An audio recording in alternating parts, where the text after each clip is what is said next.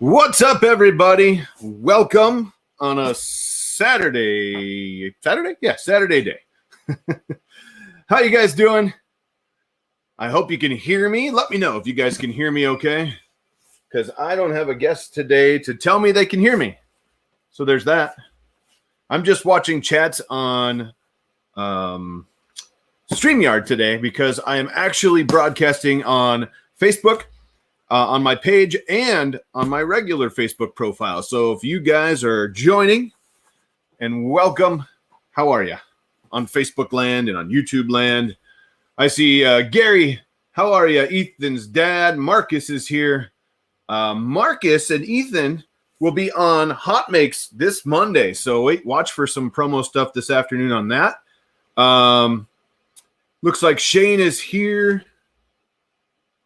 I don't know how to say that. Joe Oakes, I think. How are you? Andrew Rogers, Bill, Anthony. How you guys all doing out there? I see we got some people on Facebook land. So how are you, Facebook land? So here's what I'm going to do. I kind of threw my hair back today and threw on my Maker shirt from Milwaukee Maker Fair. Gotta love Milwaukee Maker Fair. And I'm going to build this monster. So Ecubmaker watched our last live stream on the 4-in-1, the little guy. And they asked if I wanted the big version. And I said, sure. And this thing is actually live now on Kickstarter. We'll go through it. We'll see what we think. We'll see what we think of the packaging and build and all that stuff. I'm not recommending it on Kickstarter, but I'm not recommending it because I don't know anything about it. So I just wanted to do a video. I think the only other video out there, I think Chris or Nerys did one on Wednesday. I didn't get to watch the whole thing because it was kind of long and I was super busy at work the last few days. But he did one, and this is another one. Yeah. BC Canada, how are you? So we're not going to take too long to say hi and stuff. We're going to get this thing built and get it going because I know these things take a little bit of time. As long as everything looks good and you can hear okay on your side, I'm good with it. So today, a little bit different. We got some fun stuff for you. I got 3 camera angles. We're gonna do the front one. We're gonna do a hey Dan, how are you? We're gonna do a side one, and we're gonna do a desk cam too. So we'll see where we're at depending on what we want to do with cameras. This is an Ecubmaker TOYDY2 4-in-1. So it does regular 3D printing, dual color 3D printing, laser, and CNC, just like the little one did. It's sitting right over here on a shelf, but this is the big version. So I can pull that up real quick while we're talking so we can go over that. Let's see. Maybe if I could type, that would be amazing. There we go. Let's see. 4-in-1. Toy DIY2. I thought I already had this pulled up, but I didn't. So there's that. So I'm going to pull up their Kickstarter here. I'm going to share my screen. We'll go through that real quick. And we'll look at that. So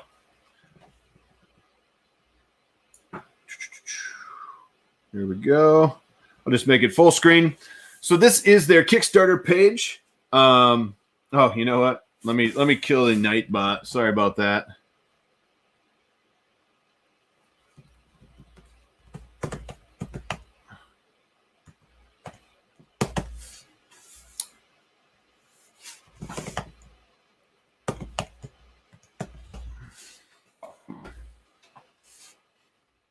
Forgot about that. We don't have a giveaway today, but I forgot I had that set up for Hot Makes now with our new sponsor.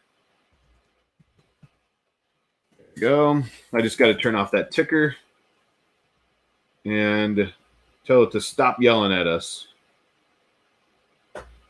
All the fun things. All the fun things.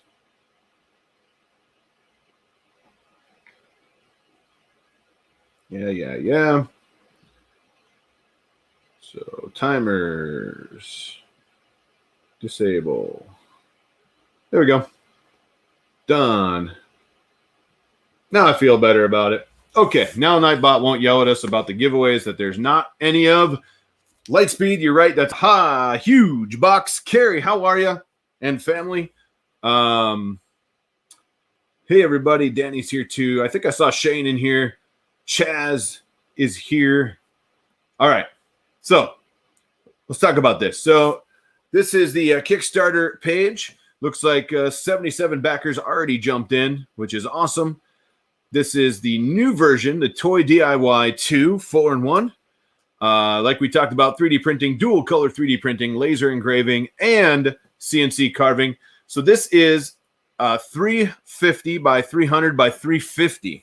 So the other one was a lot smaller than that. And so this is going to be a pretty good size machine. I won't go through too much of this because I want to get into the build right away, but it is a lot bigger than we had before. It comes with auto leveling again, just like the other one, linear rails, all the fun stuff. And that's that. So yes, the box is huge, and not only huge, but it is heavy. This is a very heavy box. I'm going to put my keyboards and mices over there. Don't forget, you guys can always hit me up while we're streaming with the super chats, or even better, on the PayPals. There we go. Just checking to make sure I had that on there. Lightspeed, thank you so much. I really appreciate that. Buy some diapers. Amen. Little man is 9 months now. He was 9 months on the 4th, and he started crawling on his 9-month anniversary, birthday thing, whatever you want to call it. He was always like scooting and rolling and, you know, all that fun stuff, but he actually crawled now, and that's pretty crazy. He's fast. Can't see you anymore. I don't know what you mean. Can't see you anymore. I look like I'm right here. Hopefully you can still see me. But yeah, so this is a giant box. I want to get this thing built because I want to spend a majority of the time looking at the machine if we can. I think Shane is still watching. And I'm going to meet up. I think I'm meeting up with Shane today. So I chatted. Shane, if you're watching, I chatted you on the Facebooks. If you get a chance, check it out. Best moments for sure. So this thing came wrapped in 4 huge, what are they? Those big straps, you know, and then wrapped in plastic over that, and all of the shipping information and stuff was on the plastic. It does have a fragile, or if you're like me and you want to call it fragile sticker on it. So there's that. So I don't know how fragile they treated it, though. The box kind of was beat up. But yeah, this thing is a monster. I mean, I don't even know how I can show you the depth of this thing. It's big. We'll say that. I'm going to set this right over here. All right. I just saw your chat there. So I'll hit you up as soon as the stream is done, and we'll come up with a good time if that works for you, Shane. So right away, they actually shot a packing list over. Let's see if I can do this and show you. Maybe I got to get used to the second cameras here. It's kind of hard and washed out, isn't it? Well, anyways, it's a packing list. Woohoo! So it tells you it should come with all the stuffs. Also, in true fashion, it came with a pretty nice thick book. I'm sure it's multiple languages, but I really like their instructions on the last one, and these books are really nice from Ecubmaker. It is pretty washed out. I might have to figure something out on that one. But anyways, hopefully you guys can hear me when I walk away from that microphone. Oh, go back here. See if I can keep remembering to do that. Carrie said hi.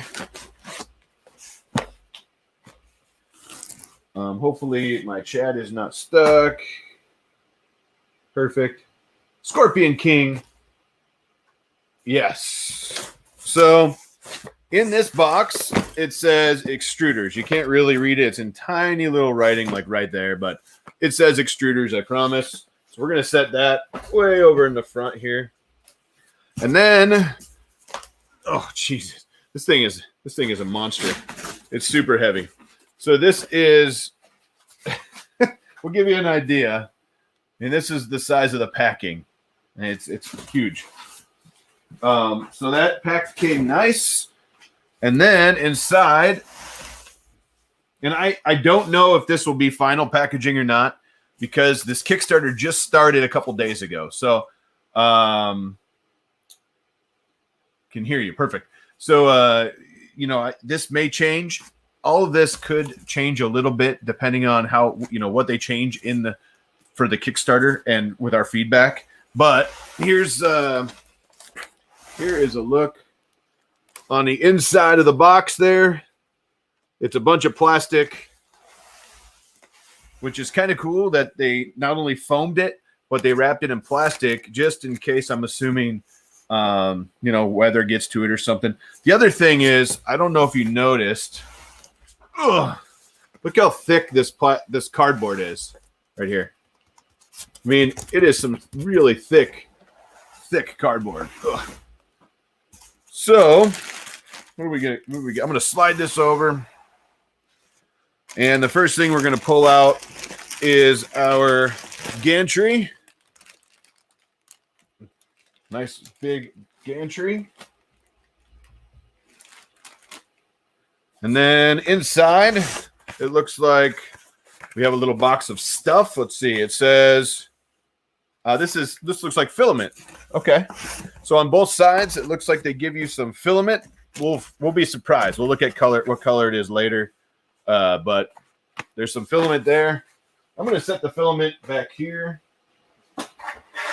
just to get it out of our way. And then, let's see. This is interesting. So this says extruders on it, okay?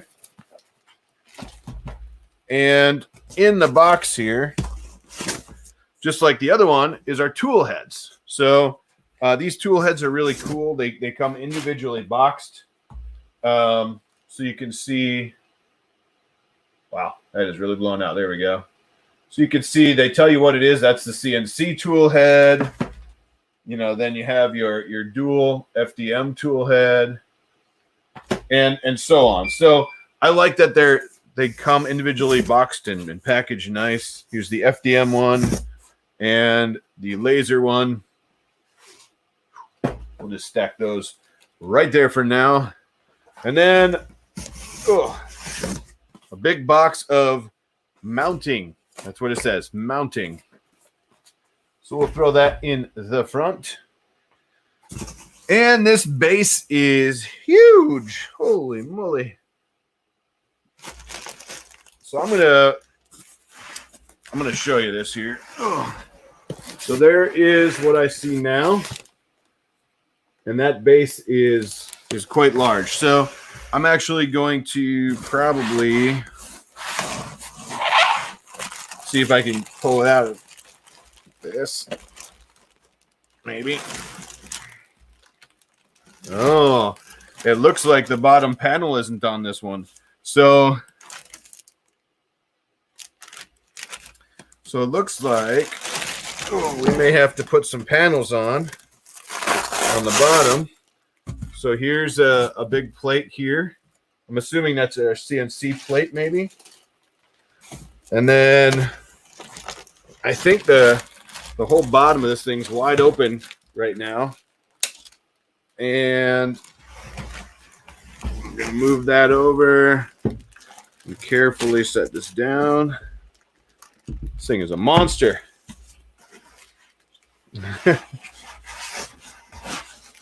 What was plywood? I didn't see it.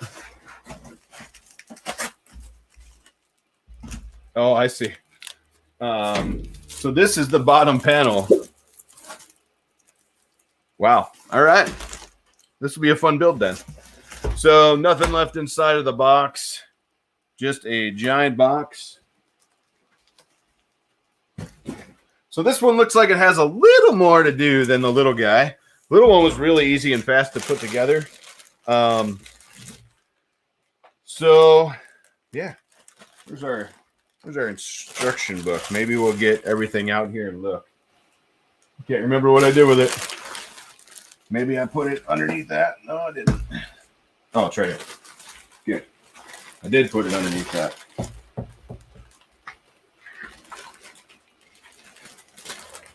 Nice Astro printer. That's awesome. Okay. I saw Astro printer. You just did a IDEX, I think, the other day. All right.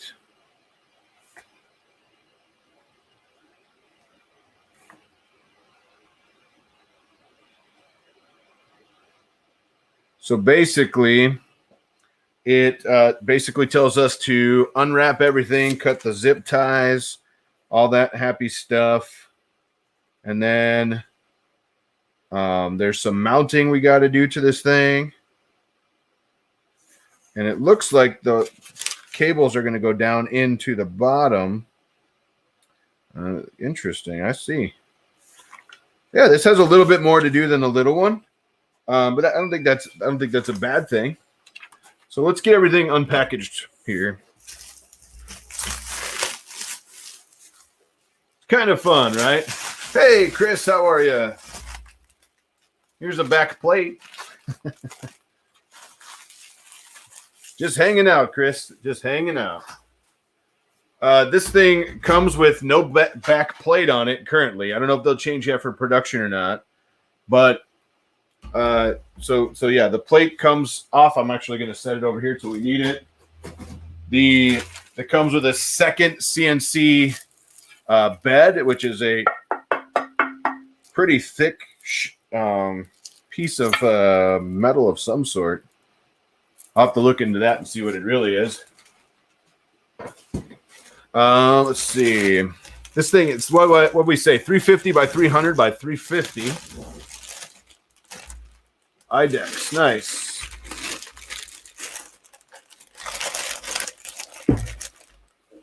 Just trying to get everything unwrapped here.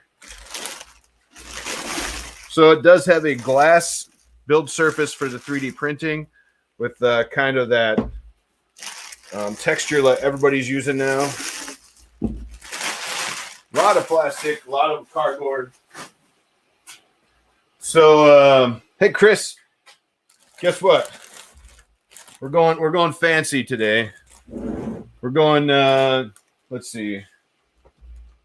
I thought you would like this. One camera, a side camera, and a desk camera.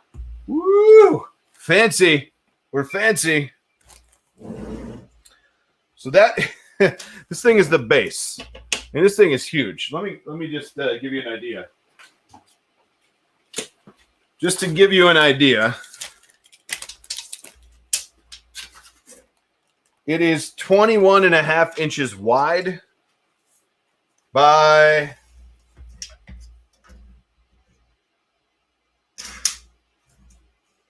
let's see what we got here. By 21.5 inches by 17.5 inches. As far as the printer goes, that's a huge base. This thing is big. Not Ender 5 Plus big, but it's big. All right, let's get this unboxed or unpackaged. Of course, there's lots of styrofoam, which is great. Zip ties. Kirsty says he loves it. It is a monster of a unit. Yeah, I hope it. You know what? I really hope it performs as good as the first one. I think Chris would agree with me. The first one does. It's actually a really solid little printer. I mean, it does some fun stuff. The gym cam, the first person view, that would be funny, Gary. Just what I need. Like the forehead camera, because I have my hair pulled back. I could get one of those like GoPros on my forehead. I could probably do that. Actually, I've been playing, so I finally had time to come out into the shop here, the studio, and play, getting some more stuff set up. My desk, I'm getting more set up. I got stuff nicely cable managed on the front.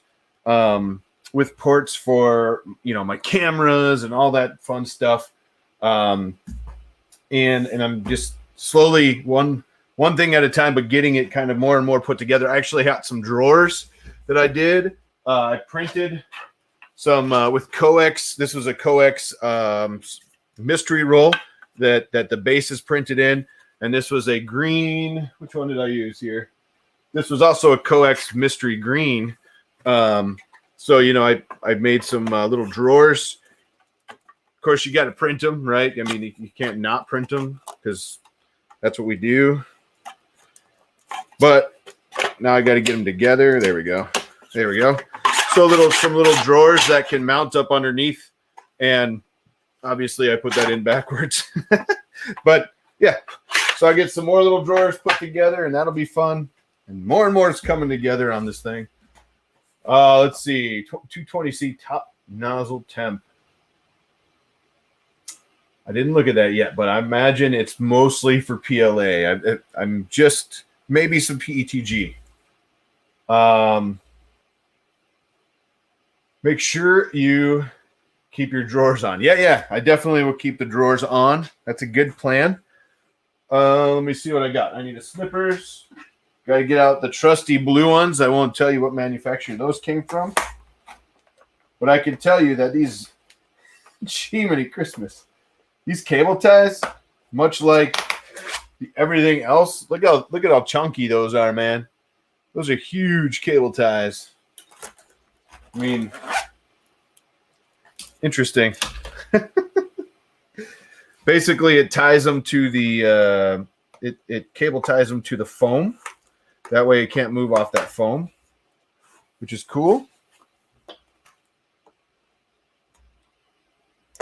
Anybody else out there watching on Facebook land? I'm just curious because today I actually went to my page on Facebook with the Edge of Tech, and I'm going out to my actual personal Facebook account as well.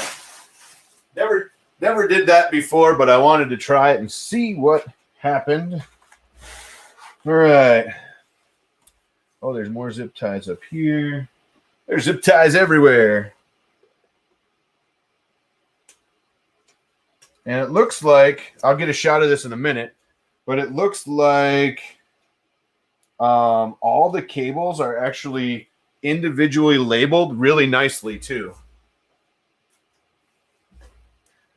All right, what do we got? Stop playing with your cable. Thanks, Travis. Now I'm disappointed too. Why is that? Why are we disappointed? I don't know. I don't know why we're disappointed. We're not even far enough into the build to be disappointed yet. What are you guys drinking right now? I got the water because it's, 12:20 something on a Saturday. So I'm drinking the water currently. But what are you guys drinking? Oh, I'm keeping my drawers on so everybody's disappointed. Hey, I got to tell you this. I'm down about 12 pounds. So I'm working on the weight. I'm eating better and all that stuff. You can't tell yet, maybe, but I can feel it hugely. I mean, I feel so much better right now, and I'm only down 12. Only like 50 to go, but I'll get there. Mr. Pibb for the win. I love it. I love it. I'm watching from Facebook, but my comments did not show up. Weird. So I started watching on YouTube. If you're watching from Facebook and your comments aren't showing up, I apologize. I'm not sure why that would happen, but yeah, thank you guys. Got to keep it going. Got to keep it going. It's really easy to do when you stop eating the garbage and start focusing on. I'm logging every day what we're eating, stuff like that. So, all right. So the first step: take out the machine. Use the scissors. Cut the zip ties. Grasp the Z-axis. Slowly take it. Remove the plastic protective bag and put it on the counter. We did that. Grasp the bottom. Take it out. Did that. Check. Take out all the accessories. Did that. Check. Install the Z-axis assembly. So I guess we're going to put the gantry on right away. Let's do it. So for this, I think I'm going to swap over I'm going to move some stuff around here. So I'm going I'm going to take this and bring it over here and take this and slide it down. I'm going to get it in front of that other camera just so we can maybe have a better view. So much foam. So much foam. I'm going to put all this stuff over here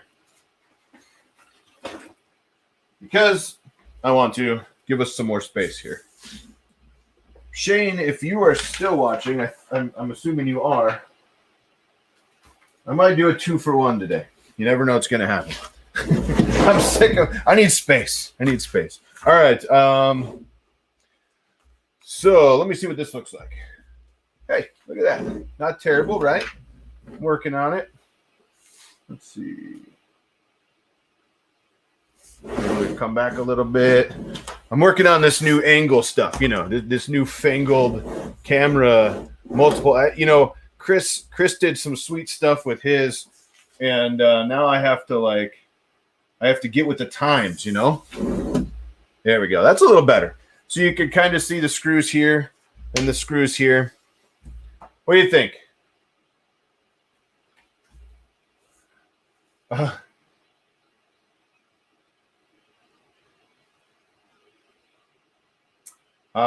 Len, yeah. Yeah, you need that shirt. I love it. I can see the weight loss. Thank you. I appreciate it. I don't know what that means. Shane, lucky duck. Well, we'll see what that. We'll see what happens. We'll see what happens. That's funny. Dan, you never know. You could be next on the rotation. All right. So what it says to do currently is unscrew the 8 screws. That's these. That fixed the X-axis profile platform, and then insert the Z-axis assembly from the top, and then screw it down. So let me grab my handy dandy. Let's see. My T-handles, because I really love T-handles here. That is just me. You never know what you're going to have. See what happens is I got space. Or I need space. That's what's happening. We'll see. I was out here for a couple hours before the stream, getting everything kind of set up. So I'm going to take the 4 out here. So what this is, and I'm going to show you this in a second, actually with the other camera, because I can do that. Why not? Let's see. Maybe. Hey, I thought you would go further down than that. Disappointment. Disappointment. All right, we'll do this. See this? Right there. So these are T-nuts in the extrusion. The plate is cut out around that extrusion, and we're just taking these out of the T-nuts here. And then when we put everything down, there's going to be a bracket that screws into these 4, and then it looks like 2 bolts will come up, or 2 screws, whatever you want to call them, will come up from the bottom. But that's what we're looking at. So, yeah, cool, huh? Cool. Sweet. Let's see, Len. That's funny. You know, Chris, you have the funniest tracking issues with your printer sometimes. Like all of a sudden they're in Alaska, then they'll be like in Russia. I love it. So there's 8 of them. I'm going to take all 8 out. You do it. This is the Edge of Tech. Hey, Jim, Dan, Shane. Hey, how you doing? So I don't know if you guys heard me say this earlier, but Ethan and Ethan's dad will be on the show Monday on Hot Makes. So we'll be releasing that pretty soon here as far as promos go. But I think that's awesome. I can't wait to talk to them about that sweet app they came up with, or they're working on. I love that. But you do it's in the house. Len, how are you? Astro Printer. Hey again. All right. So it wants us now to put the gantry on. I'm gonna assume that we might have to raise the gantry, but you know, I won't assume until I actually drop it on there. But I'm gonna go out on a limb and say we're gonna have to raise the gantry. Jonathan Barnes, $5 to PayPal. Thank you so much, sir. I really appreciate that. PayPal is awesome because it doesn't take 30% like YouTube does, but I appreciate all the donations we get. It helps us do some awesome stuff, get some awesome product, and do some more videos. So thank you guys for all the donations here and on Hot Makes everywhere. So next, there's a bag hanging from the edge here. Let's see what we got. Interesting. We'll just put it to the side. So I'm going to set this down like this. And it looks like, it doesn't look like, what happens here is this sits down like that, and those 4 bolts that I just took out, or screws, or whatever you call them, whatever you want to call them, need to go in here, which should be interesting because that means we have to figure out a way to make sure those T-nuts are in the right places. So we're just gonna do it. We're gonna hope. Why not? Pete Robinson, how are you? Let's see. And you know what though? Look at this. I might have to either that or lose the T handles here. Let's see.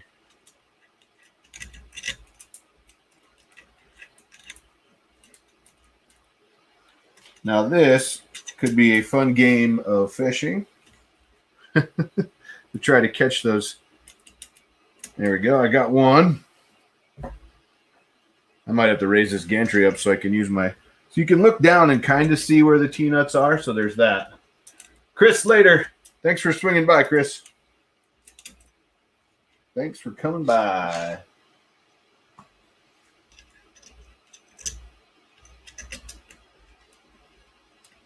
I'm not a huge fan of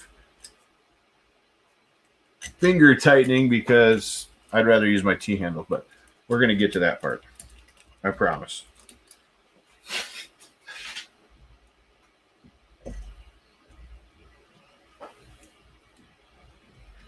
We'll adjust this later to make sure it's straight because I can see that it's not going up completely straight while I'm doing this, but that's okay. And we'll get you shots all around the printer too. So you can kind of see what everything looks like cable-wise and stuff. I see some cables hidden in channels. I see a ribbon cable back here. And again, this could change with production. I don't know production-wise what it's going to end up being, but you know, so far, I mean, the build, this thing is metal. The base plate we saw a little bit ago was huge. All right. I might have to go around the other side of the table for that, probably. I'm going to swing around to this side.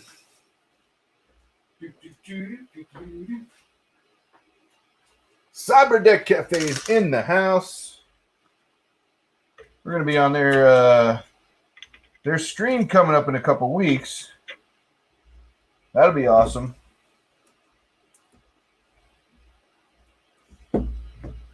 So I did not tighten the other side because I want to make sure I didn't tighten the other side because I want to make sure I can get to all these T-nuts. I got to that one. Yeah, I use these normally.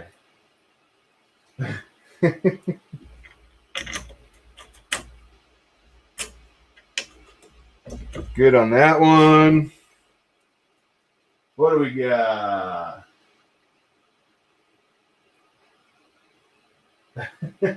IDEX. Let's see. IDEX is interchangeable head, single color, dual color laser. Yeah. Well, this is a 4-in-1. It's not really an IDEX.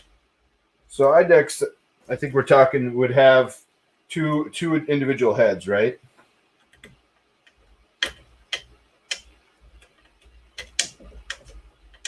Come on. Catch. All right. There we go. So I believe we cut all the T-nuts. What we're going to do is screw these down. And make sure we're all tight here.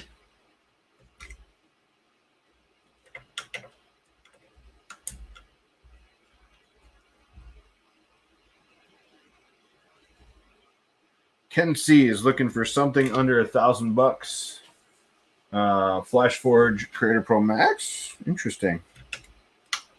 Let's see if I can get these tightened down without having to use the little one that came with it, probably.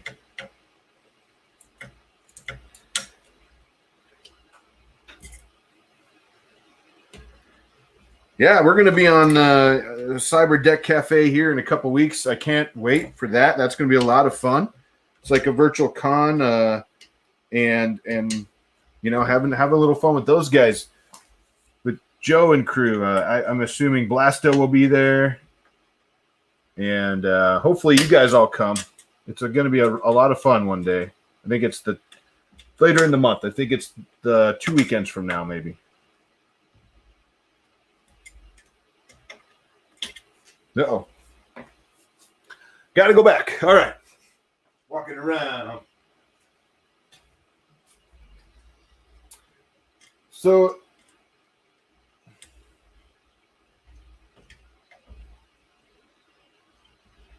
uh-oh. That one doesn't like it, so I might have to adjust the T-nut in that one. Yep.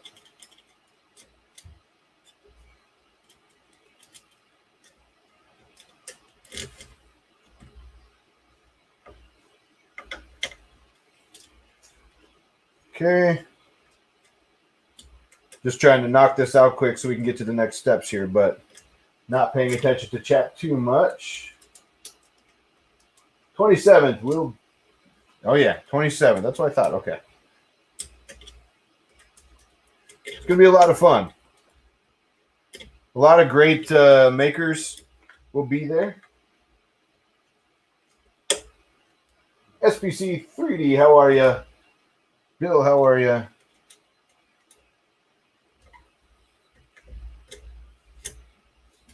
All right.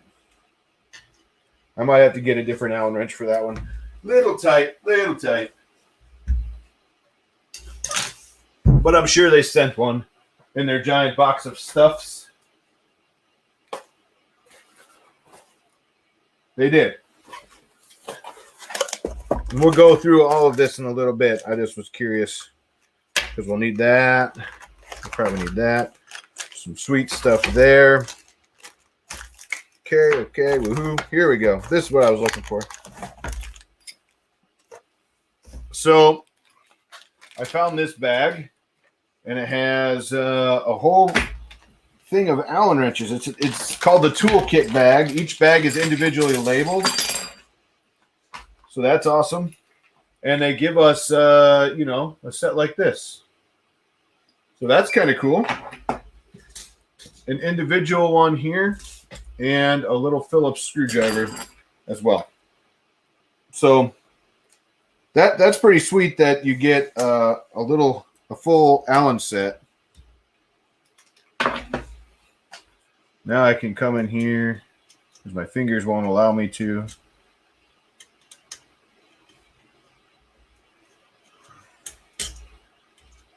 And tighten that one in.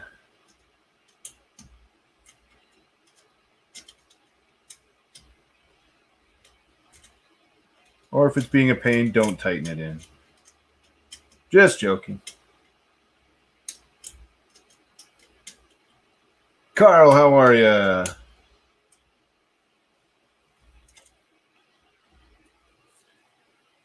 We're going to leave that one for now because, you know, it's just one. I'll come back to it. This isn't a bad little Allen wrench set. And it comes with some monster ones, you know. If you have a printer that needs some of those, that's going to be a big printer. Nice toolkit, though, for that. The next thing it says is we want to drop the cables down through the holes in the printer itself. So let me just spin this bad boy around. So on the back here, let's see what I can do here.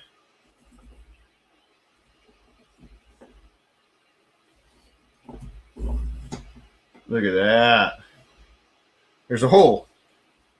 And there's a bunch of cables in a bag that I'm assuming all go down through said holes.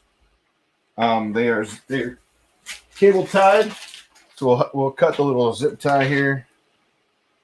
Be careful you don't cut the cables. That would be bad. Oh, there's 2 zip ties. There's another one right there.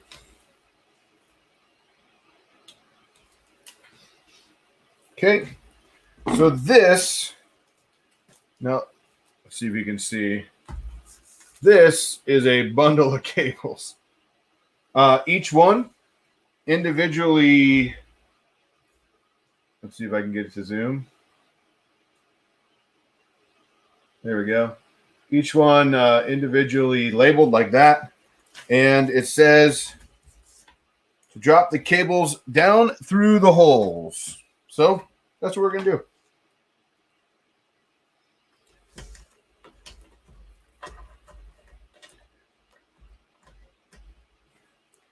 That is a lot of cables. So here's that ribbon cable I was talking about.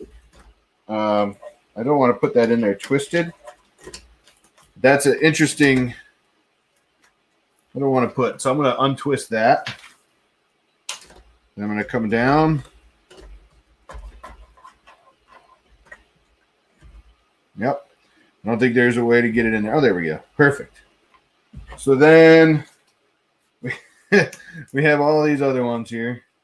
I'm just going to do them one by one so they fit a little easier.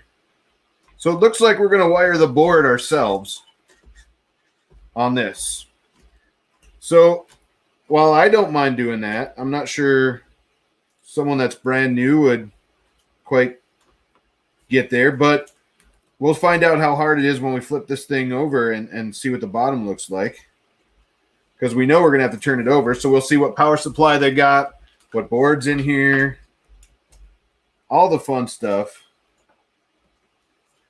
So what's the other interesting thing in my model, in this pre-production model, is that not everything is run through the cable management. As you can see right here, that's not run through, you know, it's not cable wrapped. It's not cable tied.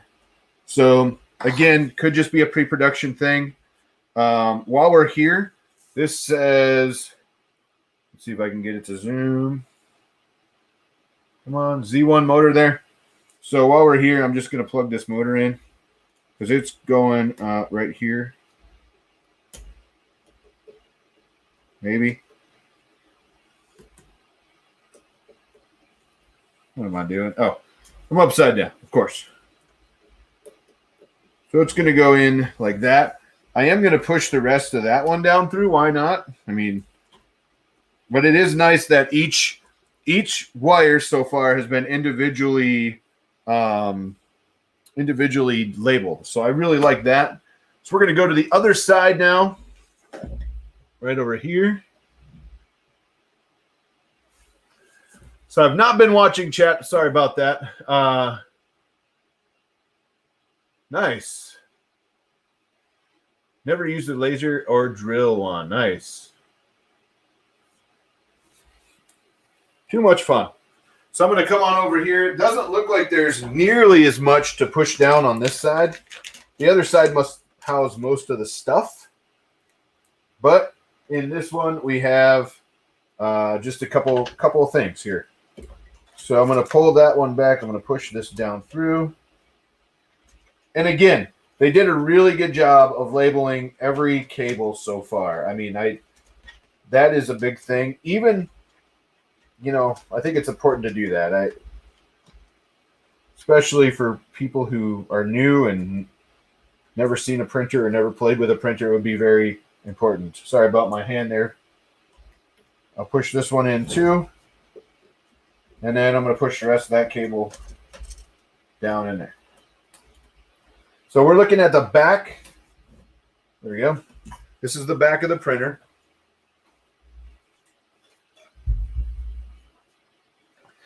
What do we got next here?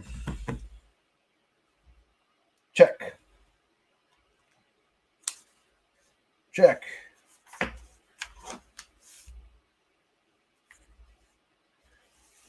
Looks like we're going to turn this thing somehow. And there, we're going to put the four. I don't know how we're going to lay this thing down, though. So let me go back to here. So the next thing it wants me to do is go underneath it and put these 4 bolts in through the bottom of the extrusions into the, into the rails here. But I'm looking at this going, how am I going to flip this thing over? It protrudes here. It protrudes there. $10 to PayPal. Thank you so much. Thank you so much, Bill. I appreciate that.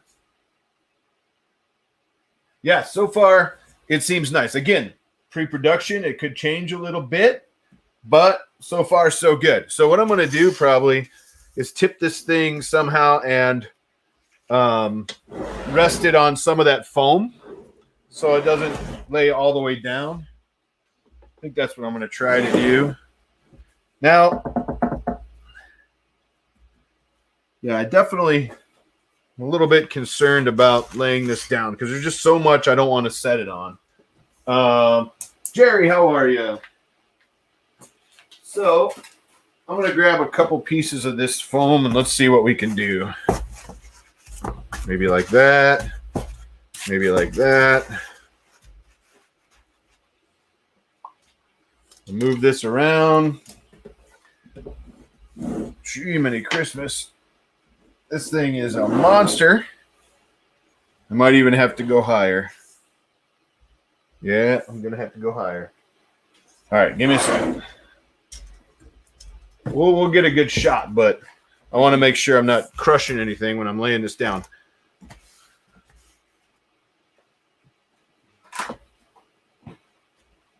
Good old toolbox here.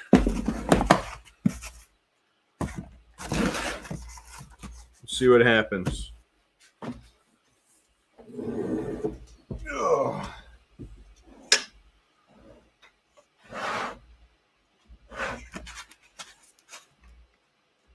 Not that I necessarily like that either, because we're putting pressure on this gantry.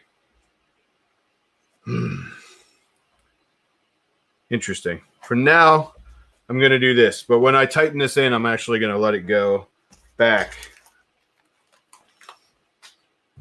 So that's what we're looking at right now.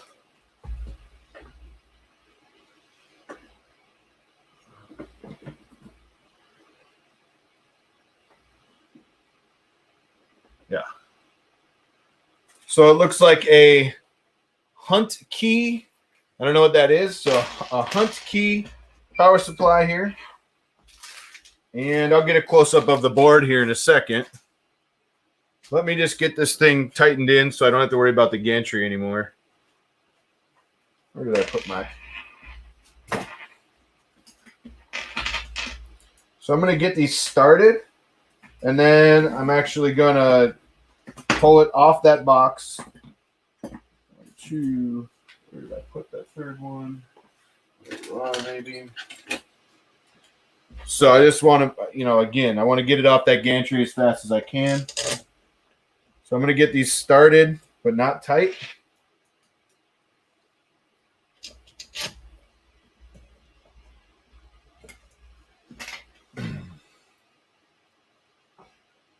Hang over the edge of the table. I would love to. The problem is, there's stuff all the way around this box that it wouldn't be flush anywhere to lay it down. So what I mean by that is in the front, the 3D print bed or the bed itself hangs forward. On the sides, it protrudes out the side. And on the back, there's ports as well. So now what I'm going to do is I'm going to pull it up off that so it's loose. And then I'm going to tighten these in now. Woo!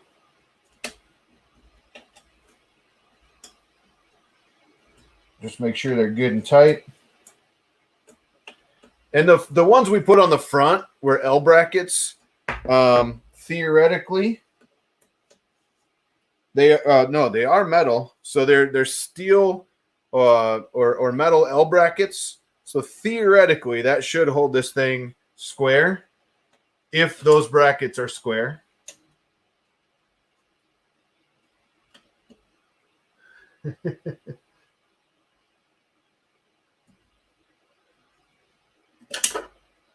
Run the Z all the way to the top and lay it on its side.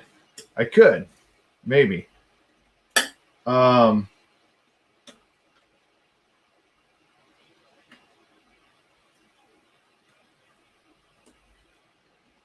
There isn't a lot on that side, so I could try. We could try to do that. Let's see what I got here. So I'm going to give that a shot. Why not? Here.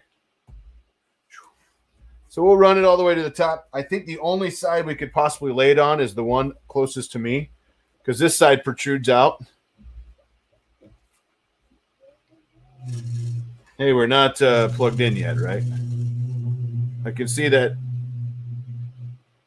There we go. So let's try it. Let's put it on its side closest to me. Push it over the table a little bit and see how that goes.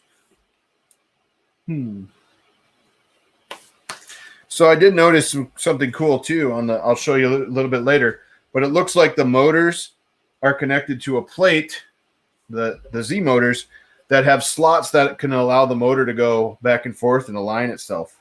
I like that. Okay, what do we got? So this is the only way it could go. There we go. Whew, this thing's a beast. Let's see what I got here. I could fix that. So we'll go to that when we're going to get ready to play in the bottom here. And then I can actually adjust that camera. Maybe. Here we go. That's a little better. And then when we play with that, when we plug everything in, I'll pull it in so we can actually get a closer view of that board. But it looks like an Ecubmaker board. Let's see. I got stuff everywhere. Too much boxes. So yeah, it's an Ecubmaker board. So it is their own board. So that's cool. That's cool.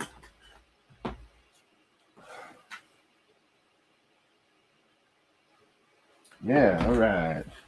So let me get this out of the way. How we doing out there? Sorry, I haven't been watching chats too much trying to get this done. You need that heft to the CNC. Yeah. Good job. Good job. Ramps 1-4. We'll have to look. So what do they want us to do next here? Of course, while we have it flipped over to tighten it in, they want us to put the spool holders on the top. I think we're going to come back to that. I think we're going to come back to that. I think we're going to come back to that. We're going to come back to that. Okay. Since this thing is upside down already, we're going to go straight to the wiring diagram. So let me show you what they're doing here. They give us two pages. And if I get it close enough, you can kind of see they give us 2 pages of instructions on how to wire this bad boy up. So we're going to do that. Let's just see where this camera shot is here. Something like that. And then when we go here, I'm actually going to bring that in a little bit for you guys.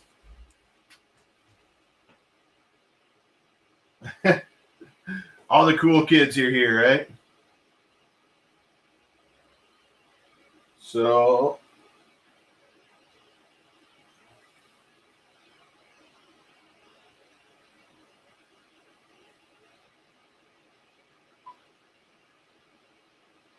just like that. I think I'm gonna turn off my focus. There we go.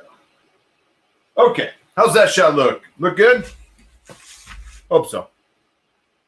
Maybe we'll see if my hands get in the way too much. So I am officially facing away from my chat, but I'll pretend I'm not. All right. So we brought all of this stuff down in, and you can't see this because I zoomed us, but all of this stuff is in here. Let me do this and show you what I'm looking at. There you go. So all this stuff is what we brought down. So we need to connect all of this stuff back to the board. And let me just kind of unwind it a little bit, make sure it's all straight and not tangled up. And we're going to do that. Quick while he's not looking. Yes, good idea. Llama's here. How you doing, Llama? Okay, so looking at the board.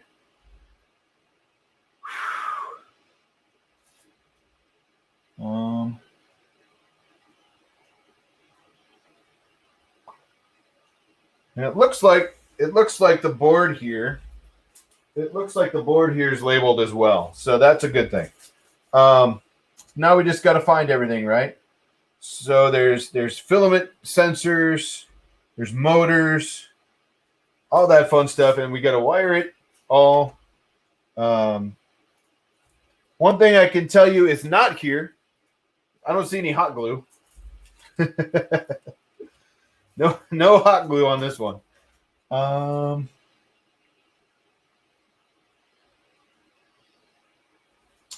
let's do this. So filament sensor 2, which goes here. It looks like this one. Looks like that goes right there. Okay. Filament sensor 1, which came from the other cable set. Looks like it goes up in here. Hopefully we can see that. There we go. Is that shot okay? Let me know if that shot's okay. Hopefully it's decent. We got up in there. E2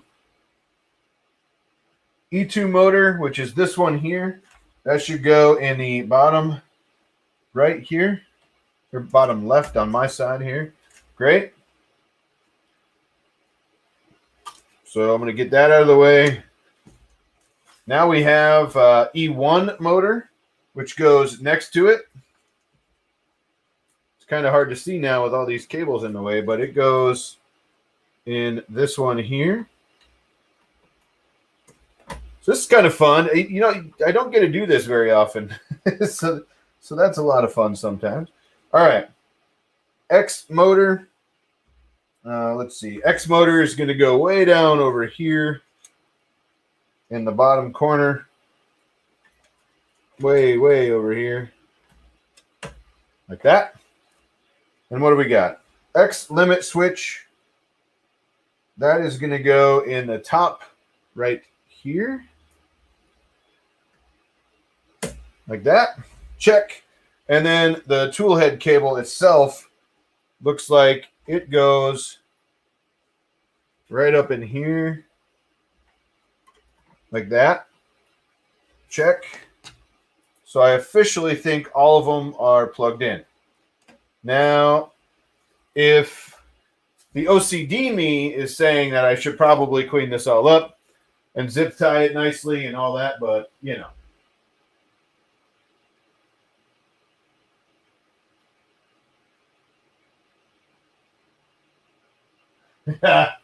Good idea. Oh, you don't want me to touch it with the ring? Come on. That's no fun. So it looks like we got everything plugged in. Check, check, check, check. LCD's up there. And while we're down here, it says we could put the bottom of the board back on. You know, we probably should power it up to make sure it works first, but we're going to go for it. Screw it. We are... Oh. So, yeah. It says, well, this is like one of the last steps. I'm going to go back to the other ones we skipped because I had this upside down. What's the point of doing it twice, right?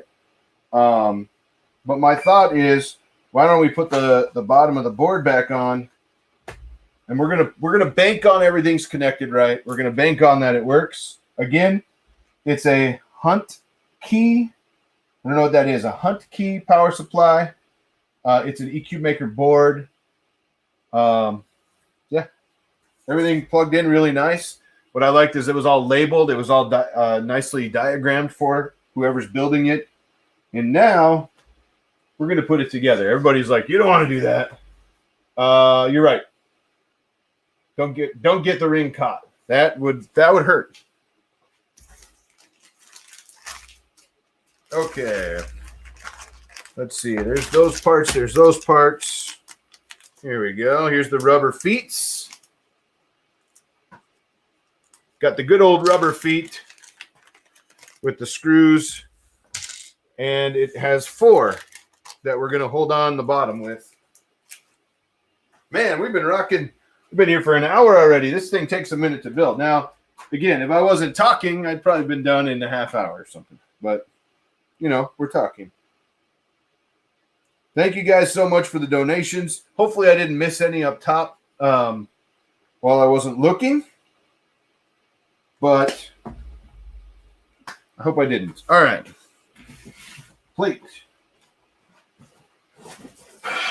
We got this giant plate that goes on the bottom there, which is cool. Let me see what I can do here.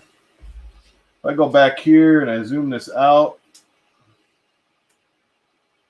There we go. We can show it that way. You know, before I do that, let's just check the power supply, see if there's a switch on it. You know, that old chestnut.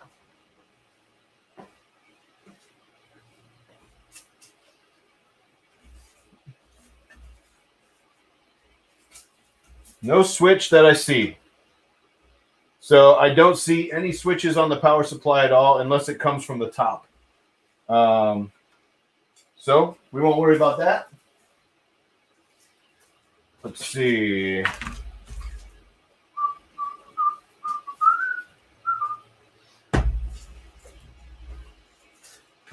This looks like it's going to go on like this with 4 bolts, and it does have a pass-through here. I bet you if we turn it the right way, yes. So if we turn it that way, the pass-through gets us up to those bolts we put in for the gantry as well. So that's awesome. I'm going to go back to my trusty T-handle. Longest ribbon cable. It's a bit of a show and tell. Kind of, yeah. Definitely is. I'm showing you a printer and telling you what I'm doing.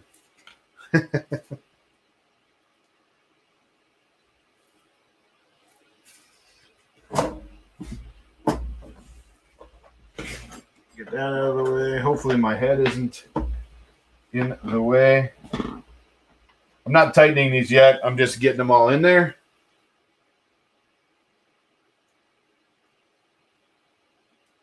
About time for some more water.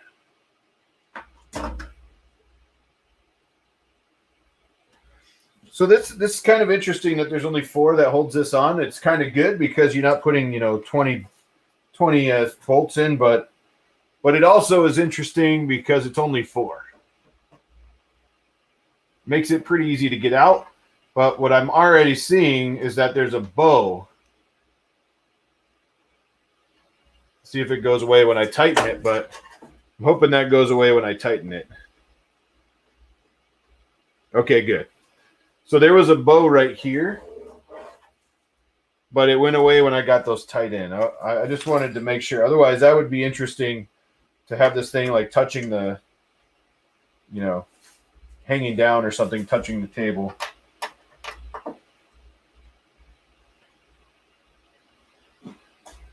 All right. It appears that our panel's on. Yeah, we definitely could get vibrating, yes. And we don't like vibrating, right? We don't want vibrating. So we wired the board. We put the back panel on. Now we're going to set this thing back up off of its side. Oh, and turn it some way. Probably turn it this way because it's a bunch of wiring we got to do up top now. I want to make sure you guys can see that. Hey, look at this. I might have to loosen. I'm going to check this on another table, but it might just be this table. But it looked like it had a little wobble there. Wobble baby, wobble baby. All right, let's go back a couple steps that I skipped. Good. We put those on. Now it wants us to install the filament holders. The filament holders. That must be over here. That must be what's in this giant box here.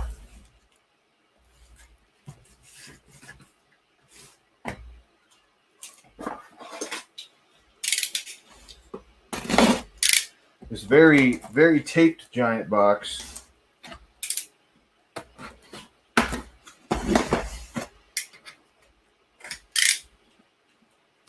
Okay. Pooch table. I hope not. Holy mother of mercy. All right then. These things are huge. Interesting. The PTFE has colored tape on it, which is cool. Little colored tape. Oh. Slide that back. Now these holders go on top, it looks like. And they are taped up good.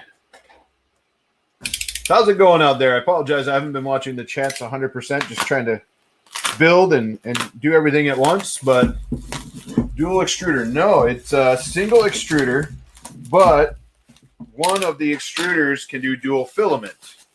So it has a single filament tool head. It has a dual filament tool head. And then it also has a laser and a CNC. But I got to tell you, holy. So the extruders, I got to show you this. Give me a second. Let me get this other one out. Why these are so big is because they built the extruders right into the filament holders here with the filament runout on them. With the filament runout. So let me, interesting. Interesting. Okay. All right. Here's to some water.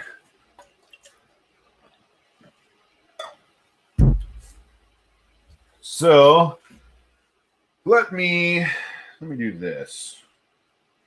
That is, oh, there we go. I'm going to turn this a little bit, get this stuff out of the way. Go back to here. So this is our spool holder, okay? And that is what they did. Kind of hard to see because it's all black. But what they did was they built a runout sensor, and then your extruder, which is right here. I'm sorry, your stepper motor's right here. Go through the extruder right here. And so that is interesting. I've never seen it done like that. That's kind of cool. What do you guys think of that? Yeah, it's definitely. I don't think it'll be cheap when it comes out. I don't remember. I think it's around $600 currently. If you can get it now, I think it's around 600. But so it looks like your filament comes in here through the extruder and then out through the PTFE tubing that's going to go into this one. But it's all built in. You see that? And it's built into both of these. And so if we turn this around and look, it says E2 extruder. This, and there's another one that says E1 extruder. So everything is labeled really nicely. Really nicely. And looks like my little guy just went to sleep, taking a little nap. So I got this on the back. Let me go back to here. And this is going to be a hard one to show. Maybe I can bring another camera over here.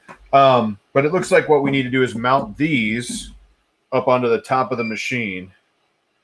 Interesting. So how do they have them? Looks like they have them mounts to the back of the machine, 1 and 2.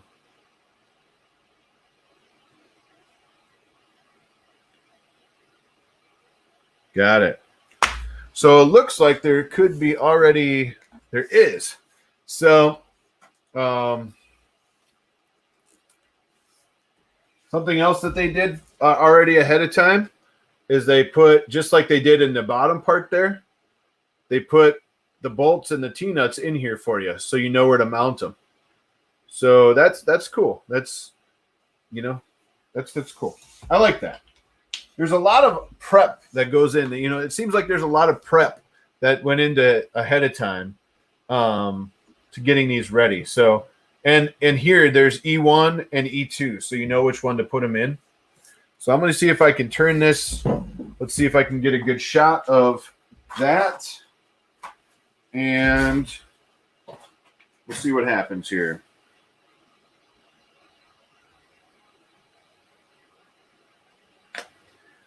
All right, let's see the best way to do this. I'm going to move it. Why not? We can do whatever we want, right? Yeah. How high can I go? Oh, yeah. How's that look? Let me get this back in here.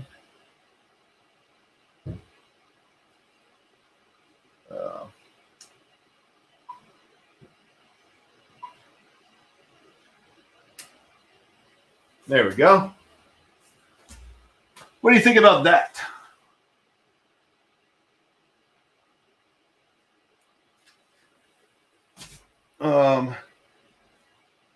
So I'm going to put the spool holders right there. And how they go on, we're going to find the number 1. I'm going to take the bolts out here, which will loosen these T-nuts up.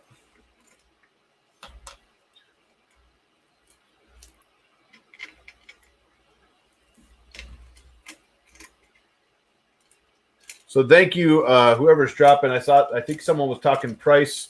If you guys are jumping in that Kickstarter looking at the prices, thank you for throwing those out there. I don't remember all of them that they were. I think presently $350 on Kickstarter with a single FDM head, $399 with the FDM and the laser, or $600 for all 4. Okay. I mean, I'm not going to lie. I have not used this yet. I can't say to buy it or don't buy it or anything like that.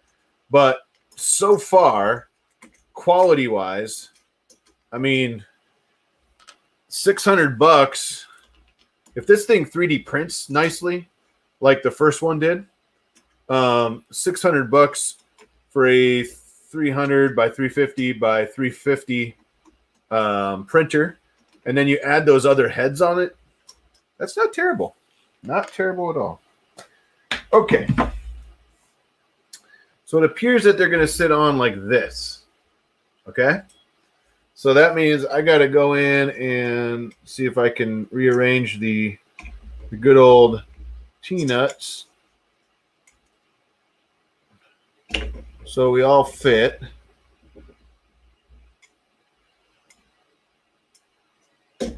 You always want to make sure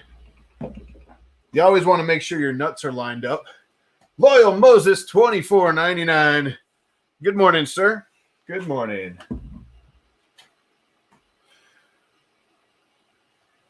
Well, that's another one I can't wait for.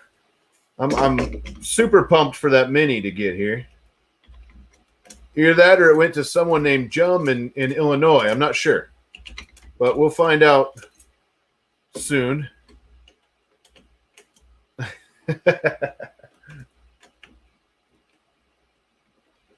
Interesting.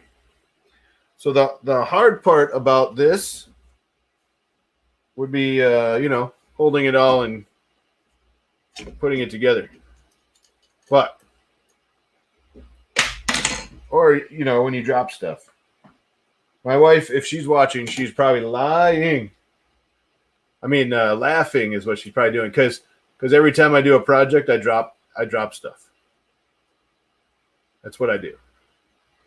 Just dropping it like it's hot.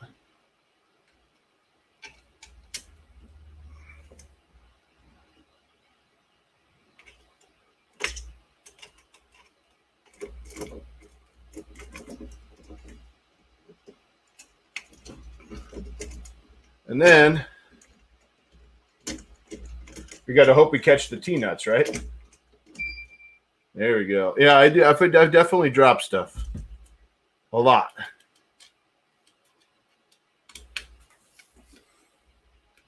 Someone said drop stuff like Linus. That's funny.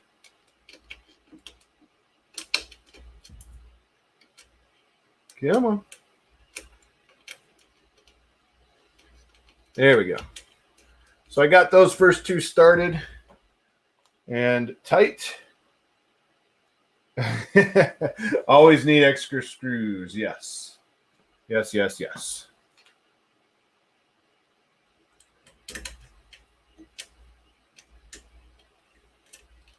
You always want to make sure your T-nuts are lined up correctly, because if they're not, you won't get tight, but you'll strip them out. That would be not cool. There we go. All right, one down, one to go. This thing is going to take up some space. Definitely. So on this next one, I'm going to put it as far over as I can. That, as far as it allows me over this way. That way we separate it a little bit. Actually, you know what? Spool's right here. We can put it as close as we want, probably. Let's see. That might be a little better for everybody. So the second one, excuse me. The second one sits on there like this, right next to the first one. And we just got to line up our nuts here. It's always good to get your nuts lined up like we talked about earlier.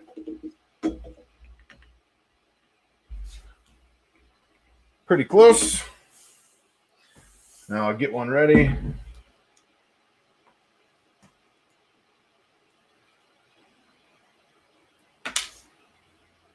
I didn't, let's see, what does it say?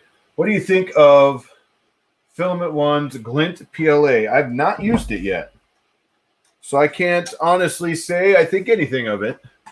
I know a lot of people use it. I've heard a lot of people using it, but I have not used it.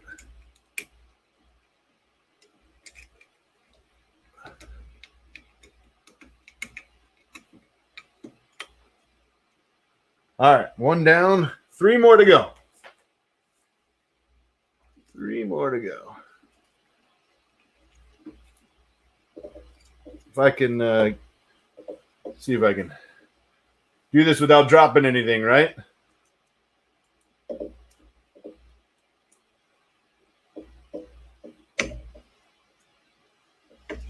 All right, let's get this slid over. Hopefully we caught it. We did. Nice. I'm leaving it a little loose in case I have to slide it. Tape a magnet to the end of the hex wrench. Yeah, I think I would still drop them. I'm not even joking. I am terrible with that. Somehow I would still drop them. Cool. One more to go. One more to go.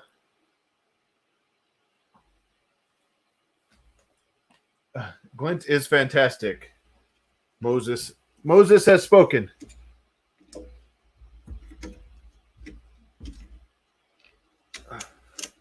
Now I'm going to have to try it. What's the new slicer everyone's talking about? Oh, you know, are you talking about the resin slicer or which one? I can't see the screw. There we go. Somewhere out there knows the answer. Steven, how are you? Just getting these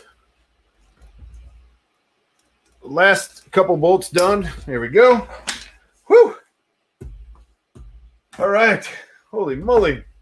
FDM. Good question. So now what I'm going to do is I'm just going to plug in the cabling. So here's a run out sensor cable that's right there. And the motor cable that goes right there. And that'll go to both of them. And they're very well labeled. Again, we talked about this on everything else so far. This has been a very well labeled machine. I really appreciate that because sometimes when you get a new machine, it's just, you know, you don't know where stuff goes and stuff's not labeled. That can throw you off. So there's that. All right. The next thing we want to do is install a purge tray. Woo! A purge tray. Where are we going? On this side, it looks like. So let me turn this beast around. I mean, this thing is, look at this thing. This thing's huge. The machine itself is just, it's huge. It looks like we're going to do a purge tray over here. So I'm going to get this out of the way. See if I can get you a better view of the purge tray. The purge tray is in here, and there's a protective coating on this bed in case anyone's screaming at me not to set stuff on it. There is a protective coating there. Purge tray. I'll throw you away. Holy moly. This is a great build.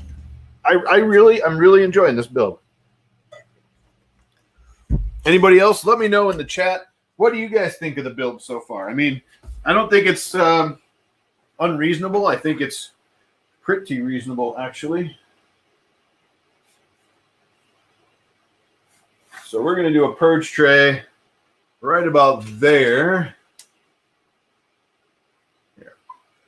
Let me just do this. Brackets. Somewhere right about there.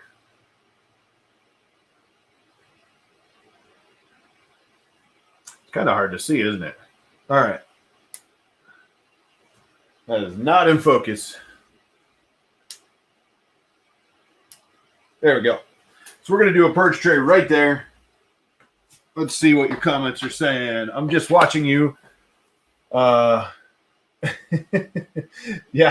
I wish one res. This is a monster. I don't think I'll be sending it anywhere.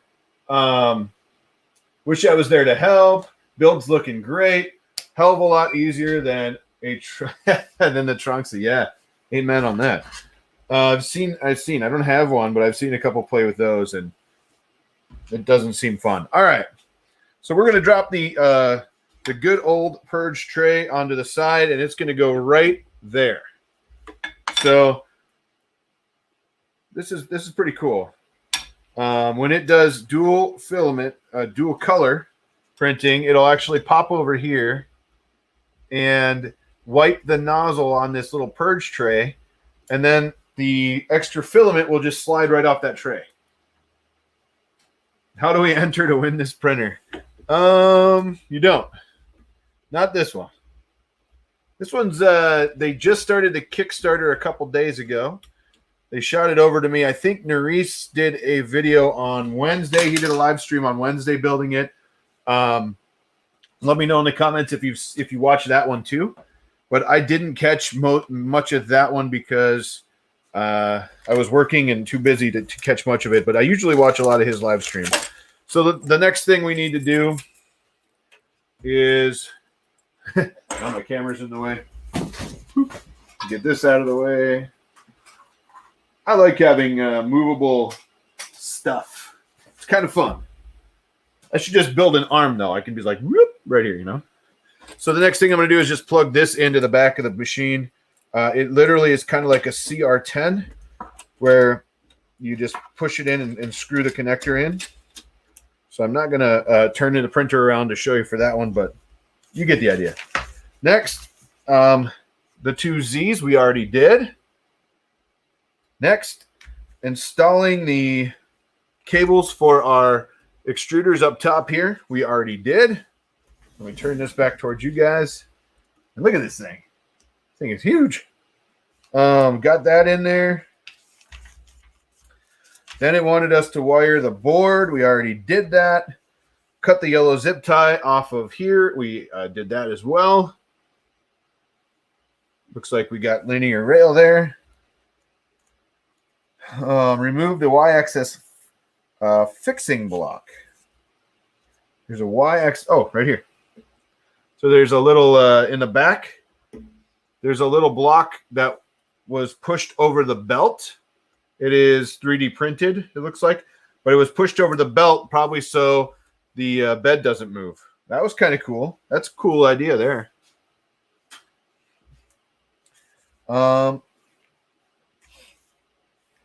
Okay. Unpacking complete. All right, so, oh, I see.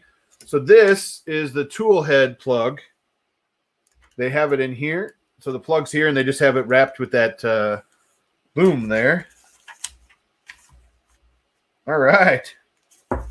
I think we officially got it built. So that's cool. I think I have no idea what's on this card, but I think we'll do a dual color print just to put it in and see what happens. You know, why not? We're going to go through mounting a tool head in a second here. And I'm going to push our PTFE tubing in the front. So this will just connect up in here. So that's red there and blue there. There you go.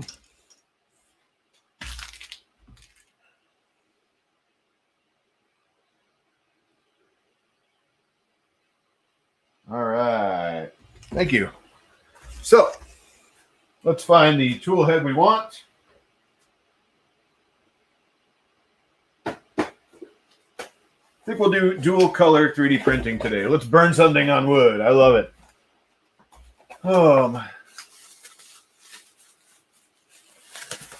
I'm really curious. This is the part I'm really curious about, because if this tool head is dialed in nicely from the factory, it should print, you know, great with the print they gave us. So here's just some packing. I'm going to leave it in that box because I'll probably store the tool heads in this box, in the boxes they came in.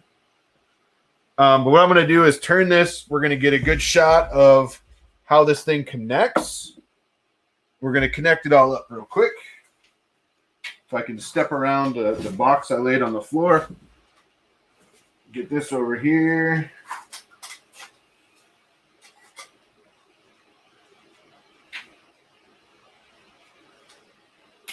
All right. Just trying to get you guys a better shot. So, whoa. Let's not kick the tripod, huh?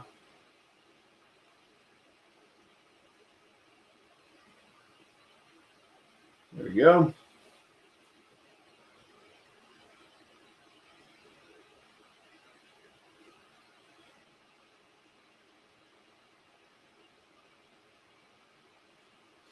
Oh boy.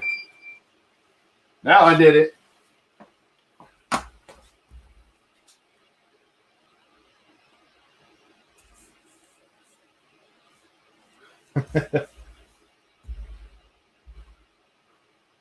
Oh, well, there we go. Can you guys still hear me? I think you can. Check. Good. So I definitely, I accidentally unplugged the camera when I was moving it. You know, that old chestnut.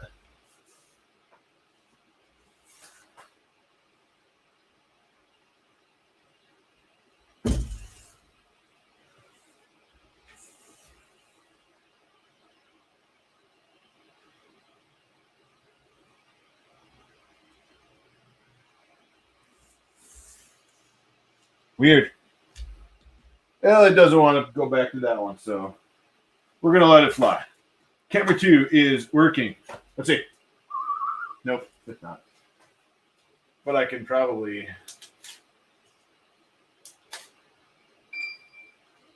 There we go.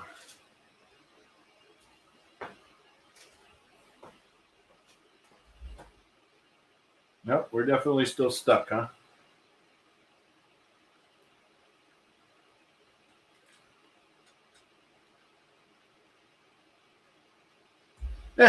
That's okay. We'll just stick with this one. I'm not worried about it. Mostly because I don't want to waste the time to fix it. So I accidentally unplugged it while I was adjusting it, and then it didn't go well. But what I'm going to do, I'm going to give you a better shot anyway. One way or another, we'll give you a good shot. So there's a screw up here. We'll just do this and loosen. This one still works. So I loosen that screw right there. Okay. Then you take your, if I could show it, this is the head here. It's 2 in on the top, 1 out on the bottom there. And that slides in. No, you do have to take that out. So I guess you do have to take this all the way out. Should have remembered that from the first one. There we go. So then you take your head and it slides over this right here all the way down. So it sits like this. Then you take your screw and you put it in through the top and it holds the head down so it doesn't move. There. So you can see that screw right here. That holds everything in. Check. Check. So then we grab our PTFE here. I'm going to go red on this side. Push it all the way in. I'm going to go blue on this side. We're all the way in there. So now we have our tool head set up here. All right. Hey, how are you, Howie? Okay. Check and check.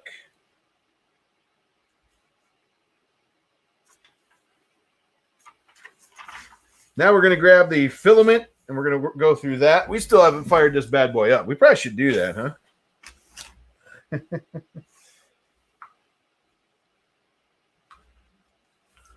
So filament.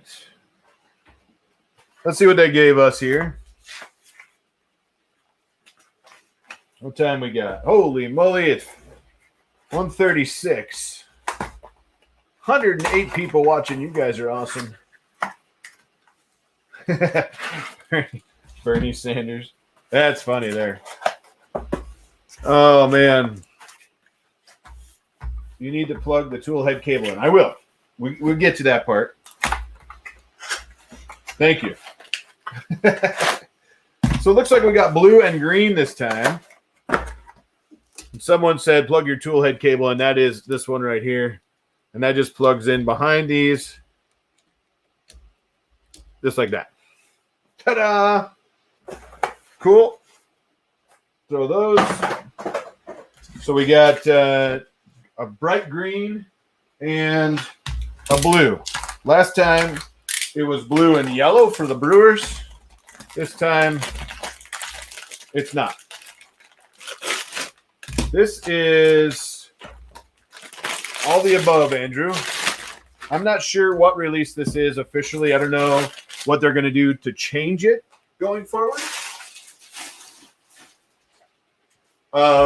They didn't tell me what release stage it's in. I can reach out and ask them and then update you guys on Monday on Hot Makes if you want. But they did not tell me yet what stage this is in. So those two will sit like this. I'm going to... Oh, our camera. Darn it, camera. Let me just see something. Where's my mouse? Where's my mouse? Side cam.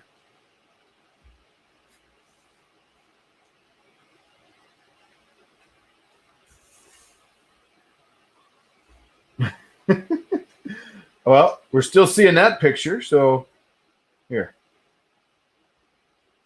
I got an idea. We're just going to do this one.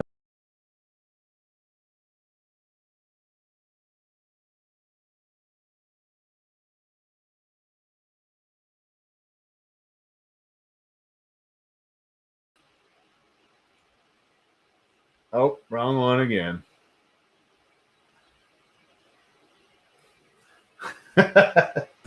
That's still stuck.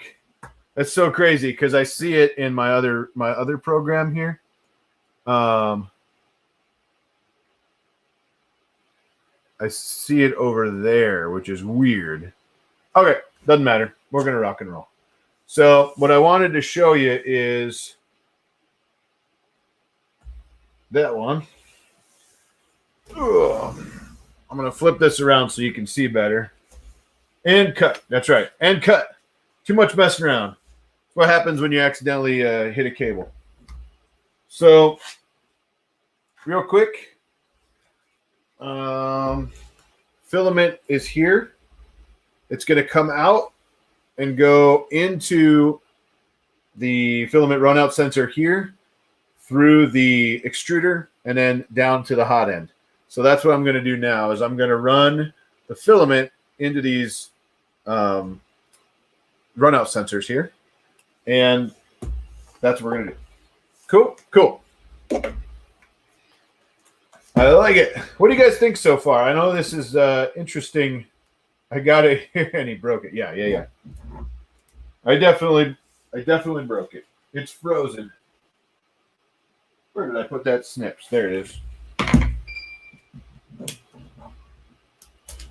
So I'm going to use green first. Naturally, we'll cut it at our angle. Put it up there. This thing is tall. I'll give you a dimension in a second here.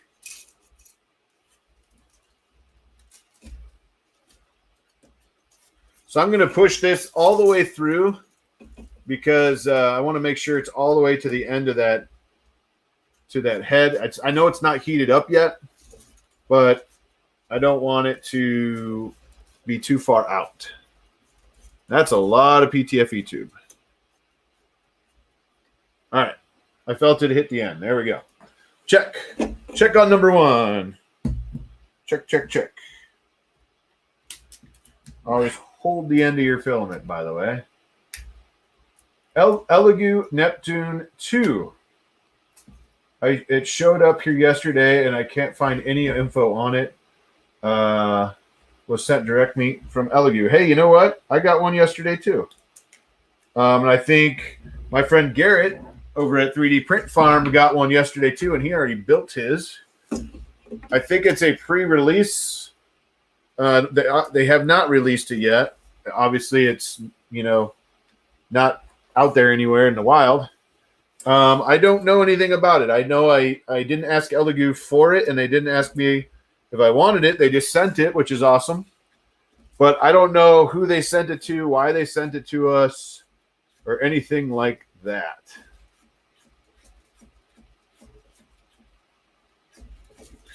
So I'm just getting this pushed all the way through like I did the other one.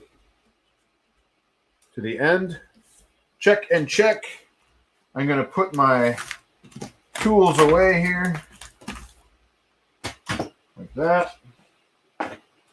We are going to spin this back around. Holy crap. Ooh, actually, no. I'm going to go this way. My power's over on this side. So I'm going to go over here with this.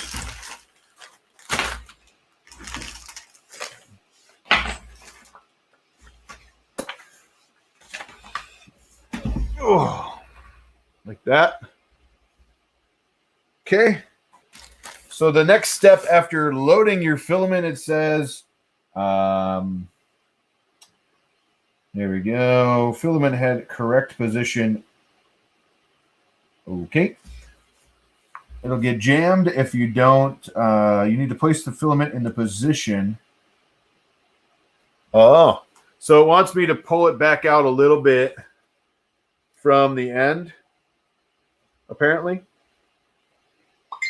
1 centimeter, it says. So we'll go with that.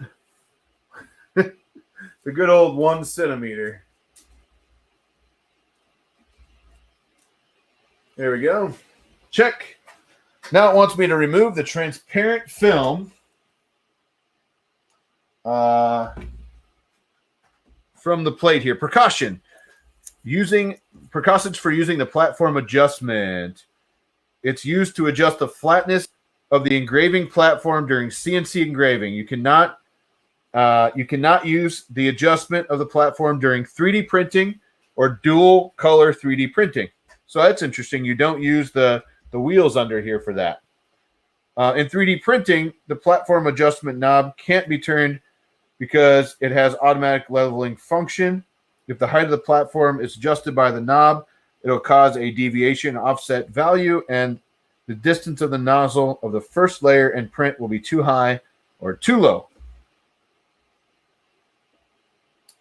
In 3D printing to dual color, if the adjustment knob has been turned, be sure to execute the auto set offset option to save it correctly. Also, in printing and dual color printing, the first layer cannot be adhered. Please use the auto set offset option and save it. So a lot of good information there. Let's pull this bad boy up.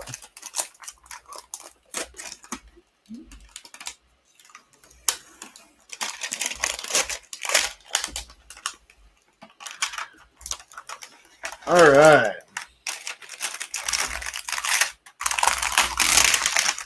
So again, it has the standard base that we're seeing on pretty much everything these days. And that is super sticky. Little water. Cheers to everybody. Thank you guys for watching. We're going to get something printing, though. Something's got to print.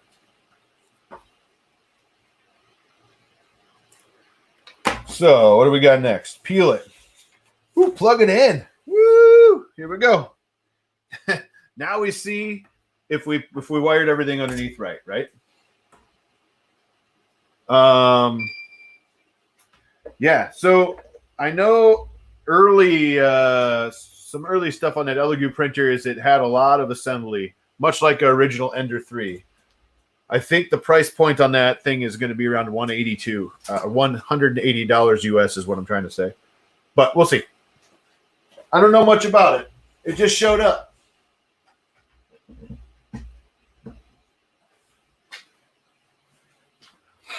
I also just got an Ender 3 Max, which is right over here. So we'll play with that. Maybe we'll do that next weekend or someday this week. Not sure yet. I want to get that thing going. That'll be a nice big surface like this one, actually. All right, so I got it plugged in. I am going to see if I can move this little guy. Turn this. I just want to show you guys the screen when it comes on. So we'll see how that looks when it actually comes on. But here we go. Let's pray for no smoke, right?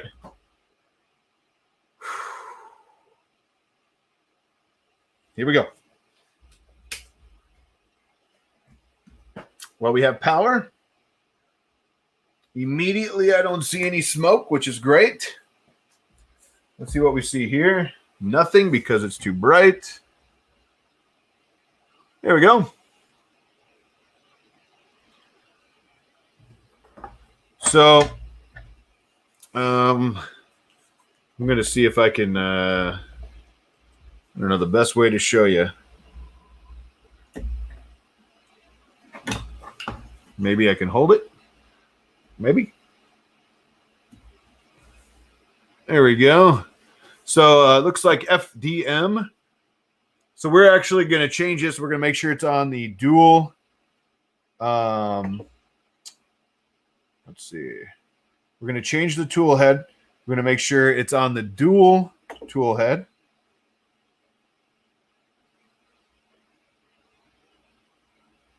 Okay, so it is. Change to FDM, laser, CNC. So it looks like there's only one FDM, which is awesome. We'll go back. We're going to go filament. Let's do a preheat. Why not?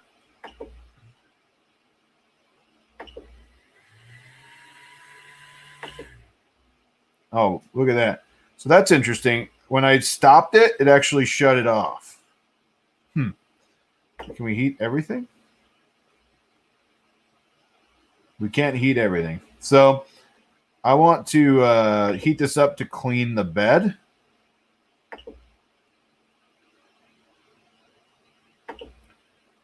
So you can't heat up. You see that? Oh, you can't see that. Hang on. Sorry, guys. It gave me two options. I can heat up the head or the heat bed. That's it. So let's heat up the heat bed first, just so I can clean it off before we start a print.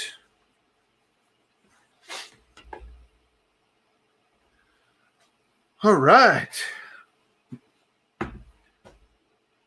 David, how you doing?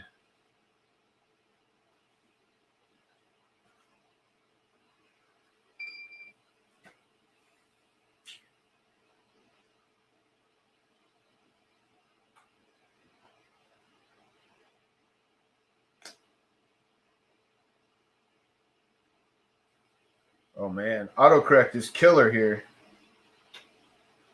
Okay, so while that's heating up, I want to heat that up. I want to just get it cleaned off before we start a print, and then we're going to go for it. We're just going to hit print and see what happens. That sounds good. While that's doing that, they did give us a USB cable, which is great. We got all the stuff to hold down your CNC. We got laser glasses. And then we got a mounting tool kit. It says mountings and tool kit. Watching more snow tonight. Oh, boy. We just got a bunch. And then we got a bunch on, I don't even know what day it was, Thursday night. And then it got super cold. It's like, I don't even know what temperature. I think the high today was supposed to be really low, like 0 or something. I know tomorrow it's like 5. Oh, it's 7 degrees right now. 7.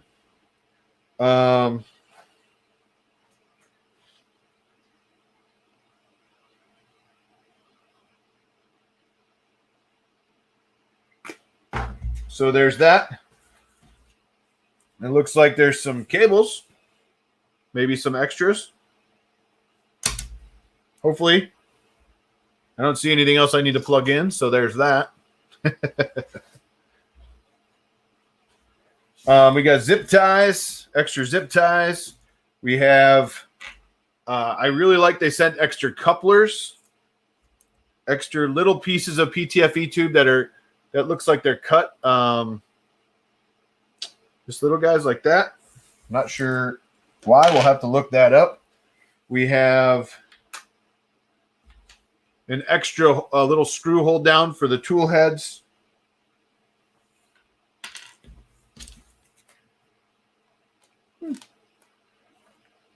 Gonna have to read some instructions because a little board, just a little board like that.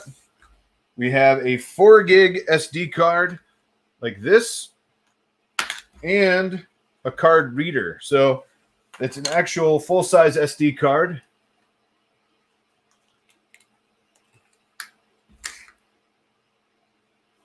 Yeah, I hear you with the laser glasses.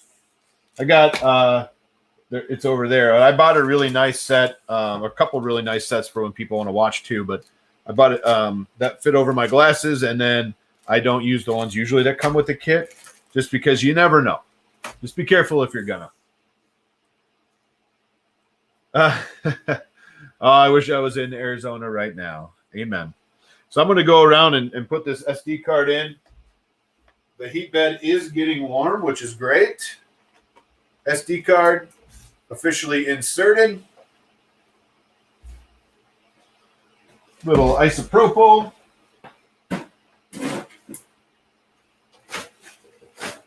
Oh, don't worry about the isopropyl. You can find it now. And I found a pretty good deal on Amazon. So that's awesome.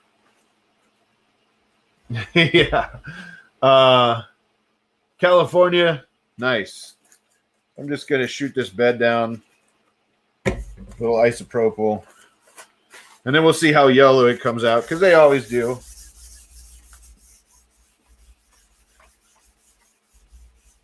Oh, yeah. Nice and yellow. You can see it from here. The yellow on that. Just want to make sure we're good.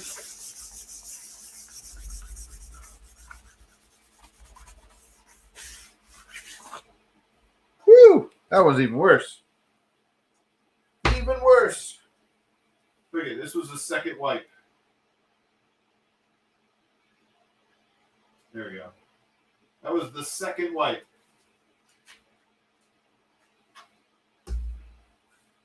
So always clean your beds before you use them. There's a glut of IPA. Yes, that is a true story. There's a bunch. Why is it yellow? Because of... That's a great question. I don't know the official answer, but my answer is always because of how they manufacture it and the coatings and all that stuff. But somebody knows the real answer. Go for it. Throw it out there.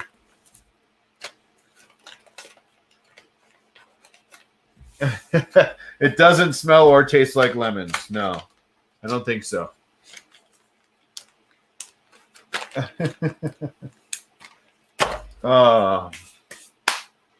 So the hotbed is good. So let's print from SD. Let's see what they're out there. That's a dual 3D printing.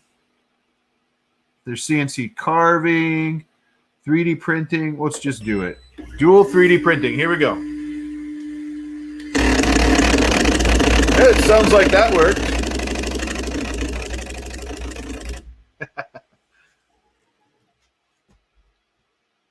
Well,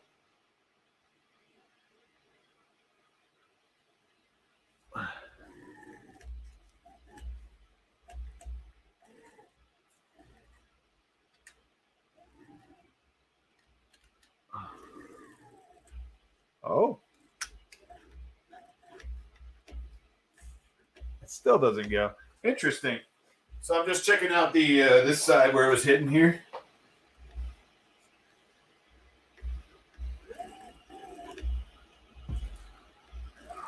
And I see what's going on here. There is on this side right here, there's this L bracket. And I don't know why it's there, to be honest with you. I think it's supposed to hold this stuff together, which is great. But it definitely is preventing that from going all the way. So I'm just going to check the instructions. Maybe we're supposed to take it off. I'm not sure. Let's look. Just to make sure. No, not yet. Not yet. Not yet. Not yet.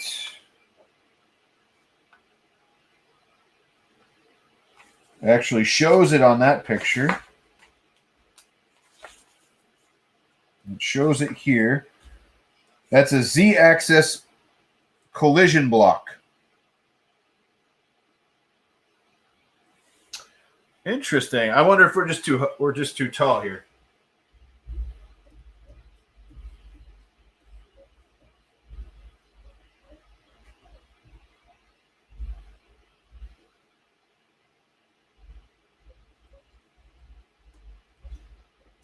I bet you that's what's going on. We went a little high.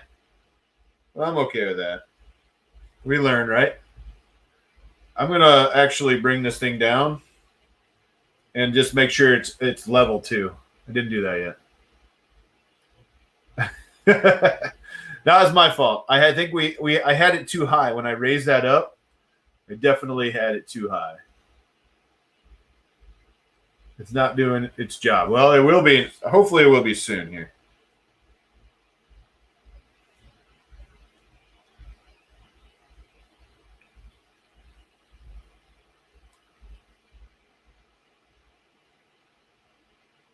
All right.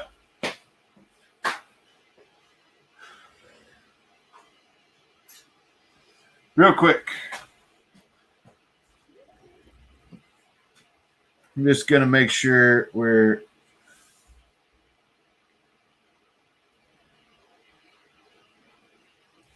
$95. Of course, I can't see it over here.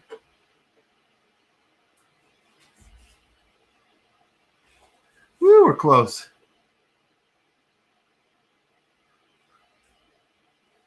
Bam. That should be straight, hopefully now. I just wanted to make sure our gantry is straight. Okay. Let's try that again without colliding. Right?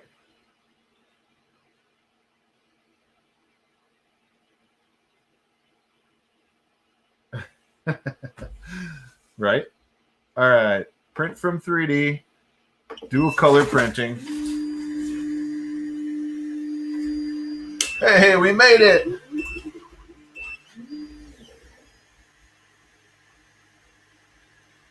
So it's going up for some reason.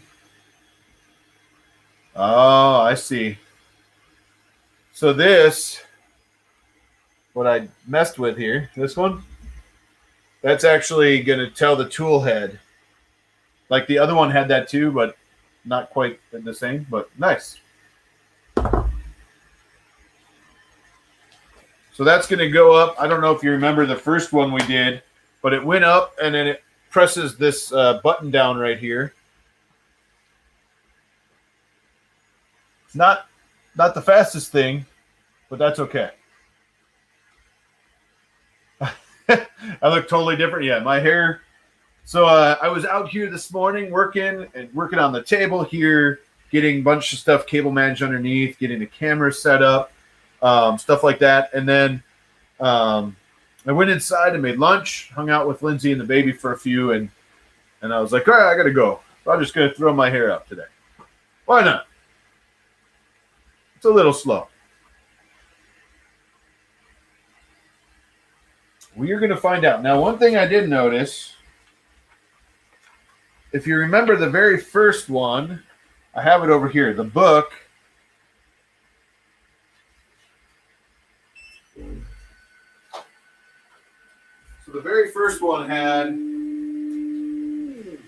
an offset number written right here on the book. So that was written on the book of the very first one. This one, I didn't see that. I didn't see that yet.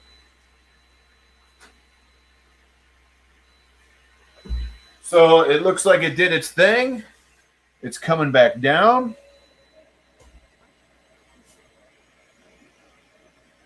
I don't think it's heating up yet, which is interesting.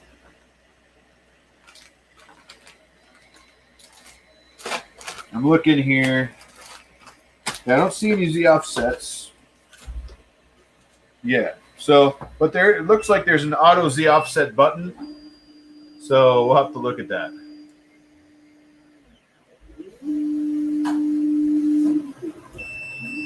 Yep. You're talking about this? Yeah. I think all that does is literally there's a little switch. I'll grab it. It's making a lot of noise right now.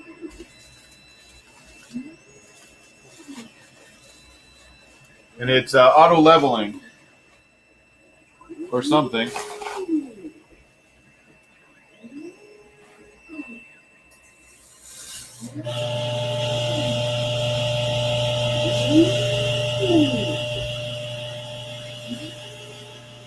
I don't know what it's doing. Uh-oh.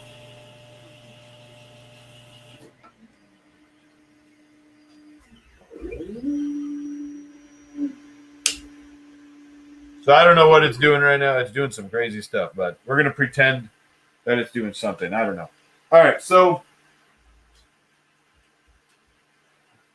it goes up. This is the one of the print heads, maybe. That's what it looks like. This is the laser head. So it goes up in the top there, and it just presses this down like that. And then when it homes, it pops it up like that. So interesting, you know, how that works.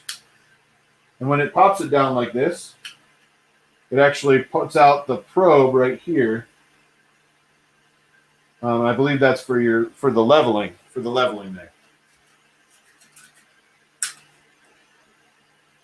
So currently it's doing something. Probe reset error, it says. Uh-oh. You better check that out. Probe reset error. Error.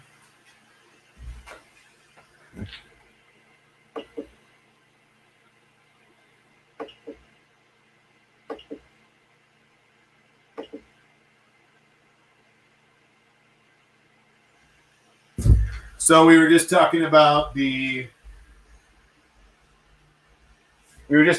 those probes, and it says there's a probe reset error currently. Nope.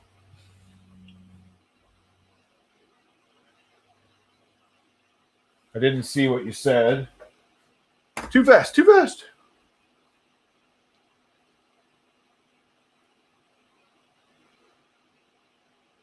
Good one. I got you. I see what Moses said now. So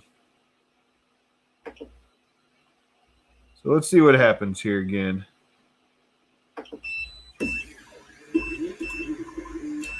So it auto homed there. Now it's got to go up and hit this button here. And it takes a minute to get there. We'll call it a minute. I saw that, yeah. So I wonder if it's very possible that maybe one of the wires, they have the wires swapped in the harness maybe? Because we plugged them in. There's only one way you can plug them in. So we're going to find out.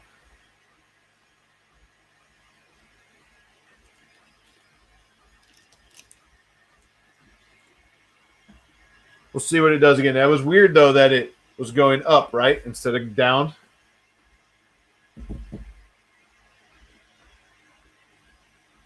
It might be one of those things because it's a beta or a pre-release. I might have to dig into, you know, and figure it out off camera and then come back and update everybody or do another stream printing or something. We'll see what happens first. Because really, it's just one cable here that runs, you know, in, and then it runs down.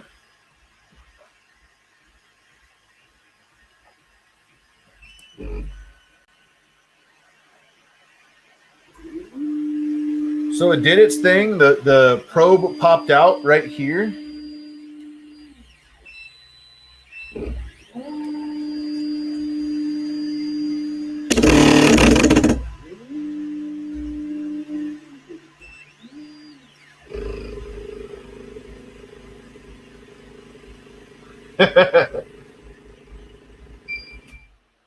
It's doing some crazy stuff is what it's doing.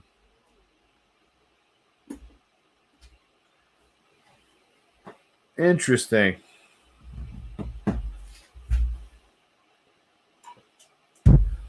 So that time, as you saw, it went all the way up, and instead of like coming back down, it just hung out up there and ran into that edge.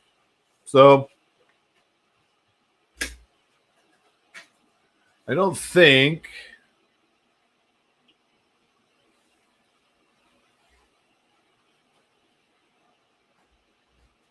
let's see. I think if we home it again, it's just going to keep running into this edge. I'm willing to bet. Let's just see what happens. I don't think there's a way to actually just tell it to go home. Oh, wait, auto home.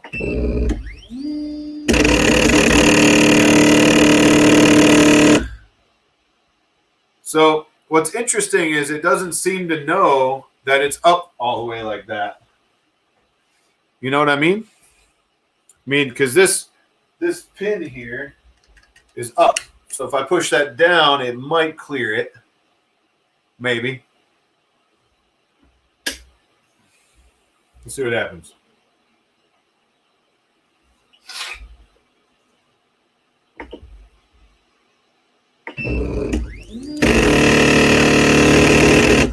Yeah, I think it's up too high. But we'll pop it up. See, even if I pop that up a hair, it's going to clip the cables here. We don't want that either. So it's got a home lower than this.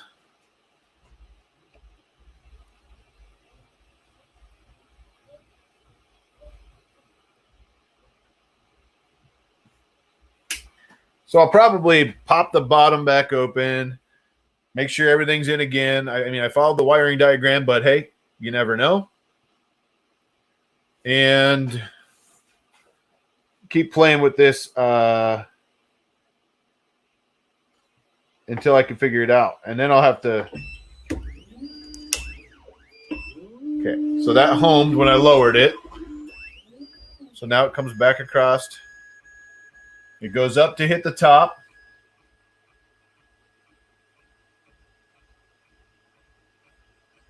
It might be reverse stepper motors, but if they were reversed, you know, it would be weird because it wouldn't hit this. There. So it pushes that little pin down.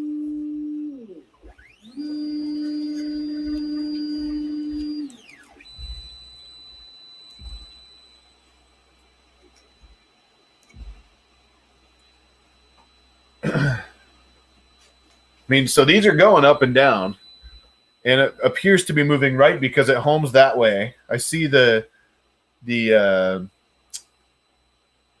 end stop there.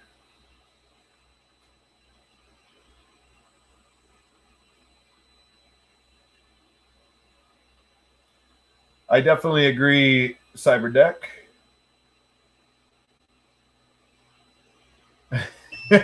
Right? So that worked. So that actually worked there.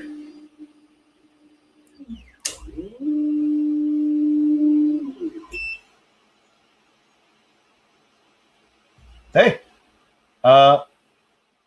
it worked that time. It actually homed in the center.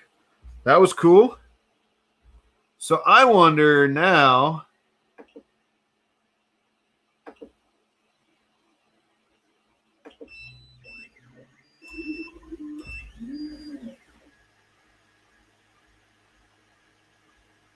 So that just homed sideways and backwards. And now it's got to come all the way up to pop that little tool head in, this piece. So I'm wondering if it's actually the print. Because that time it actually homed okay.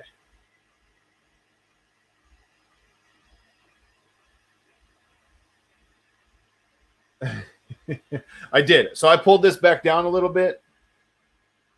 So it would hit... you know, a little lower pre-production. Yeah. The benefit and the downfall of a live stream with a pre-production unit. But I tell you, once the kinks are worked out, It's got linear rails, dual Z, 4 different heads if you want all the different tool heads. I mean, it's built like a tank. It's heavy. It's huge. So let's just see. So floor, remember I'm using little rolls of filament too here, but floor to top, we're looking at 32.5 inches. So there's that. All right, moment of truth here. Moment of truth.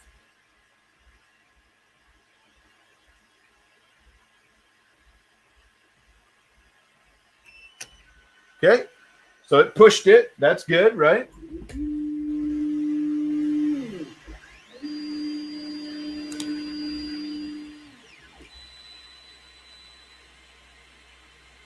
Maybe it thinks there's a different tool head. I don't know. What's cool about this, and I showed it in the first one, the little one, is that the firmware is actually all controlled. You go in, you say, I want this tool head, and the firmware completely changes what everything does. It's really cool.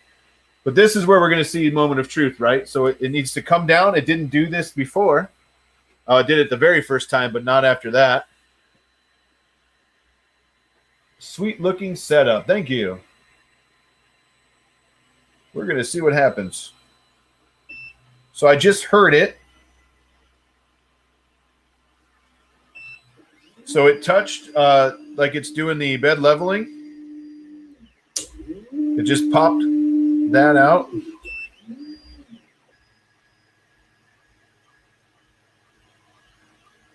I don't know what it's doing now.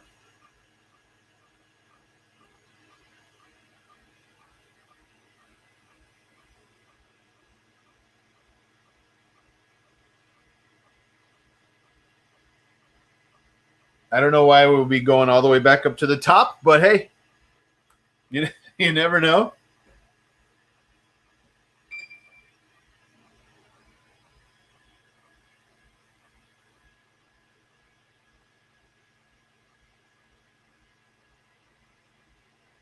Right? You confused it? Yeah. It's in an endless loop. We'll find out. That would be hilarious. So the bed is not heating. It doesn't appear that anything's heating yet. But maybe it just has to go through this. I don't know. We're going to find out in a second. And again, pre-production, so they could be updating firmware. It could just be a firmware thing. It could be pretty much anything.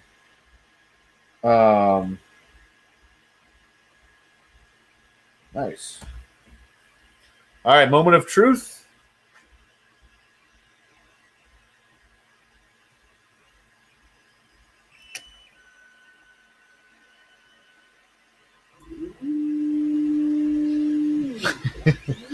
All right. Yeah, we saw this before.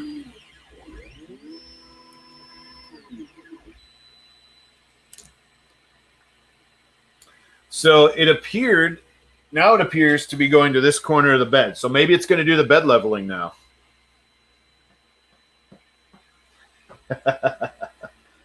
It's getting chilly in here. So I turned off the heat because I'm waiting for a new blower for my furnace, or for my heater here.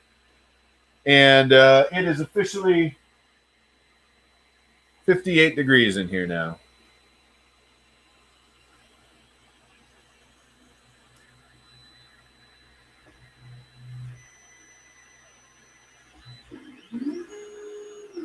That's what it's doing. It appears to be doing the bed leveling now.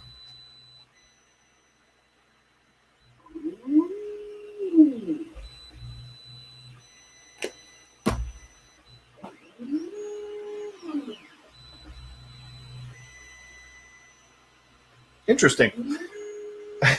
We just want to see it print. Now it's getting so cold ambient-wise in here. You know, I don't know how it's going to print anyways. Turn the heated bed on. Yeah. Let's play a drinking game. Every time it goes around, we take a shot. I don't know. It's not a BL Touch. It's kind of similar-ish, but it's a little probe that comes out of the bottom of the tool head, and it's built in. It's really cool. It's similar to a BL Touch where it's a probe, but it's not a BL Touch, you know. Let's go see here. So now it's setting the bed to 60 and 200 on both the extruders, and they're already heated up. So now it's just heating the bed. So it was heating the extruders that time, so that's good. Any questions? Any questions?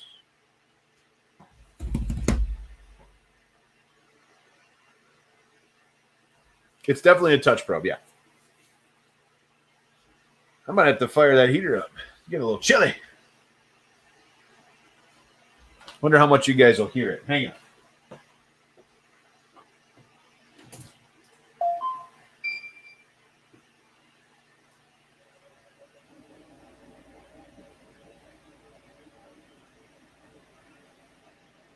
All right, we got it fired up.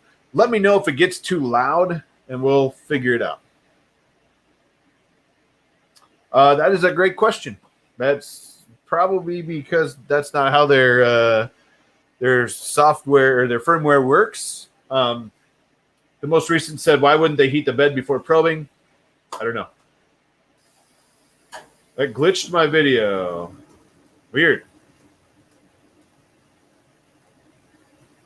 Stepper motor drivers are, I don't know. We'll have to look. I didn't dive under that in the board. I did. Thank you. I did. I'm down. Last time I looked, it was about 12 pounds. We're getting there, though. The video glitched hard when I plugged in the heater. Oh, boy. There goes the loud noise. I bet that's going to be crazy. Yeah, that might be too loud.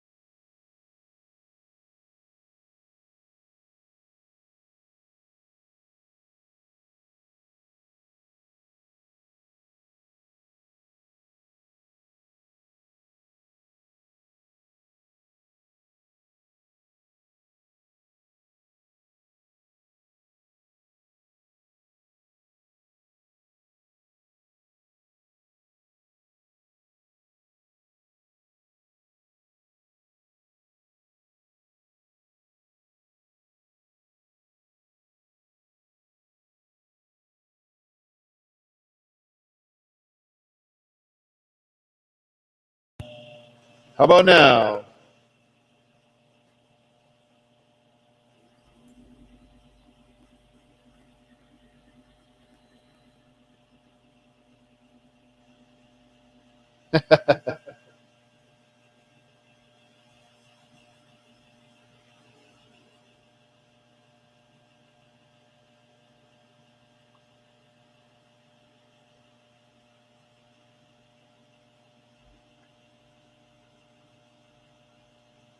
All right. Is that better now? I think that's better. Hey, it's doing something, I think.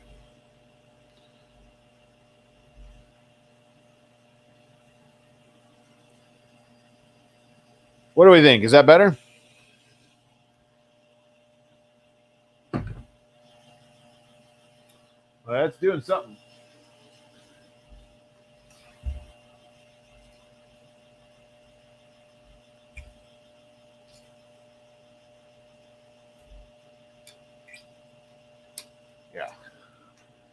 So it's there we go. All better. Good. Hopefully it's not too loud with the heaters. So right now, currently, it's too high off the bed, and it's not sticking. So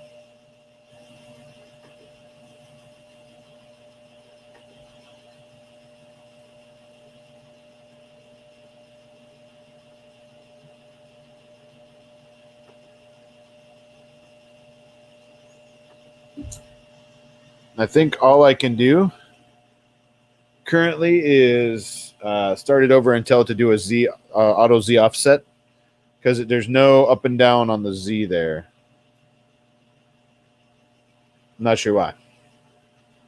I think what it's trying to do now is prime the other color.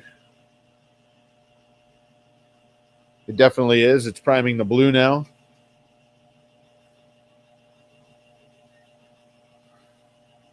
It's a Maker Faire shirt. This was Maker Faire Milwaukee. I think this was my Briggs & Stratton shirt. Yeah.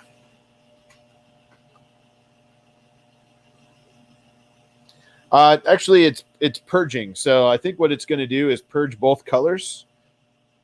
That's what it's doing on the side over there. I don't think you can see it from the front, but it's purging its both colors.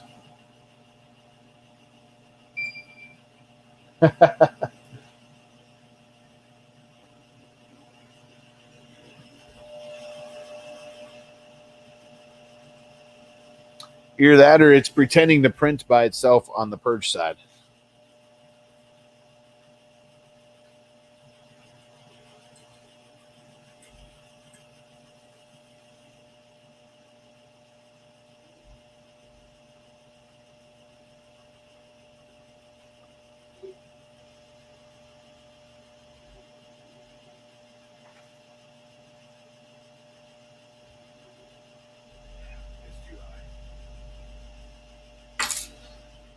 So it's currently too high, so it's never going to print.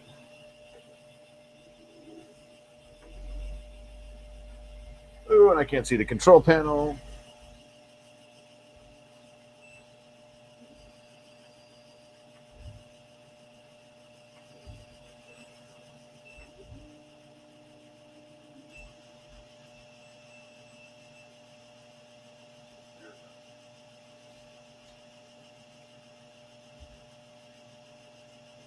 So I'm going to tell it to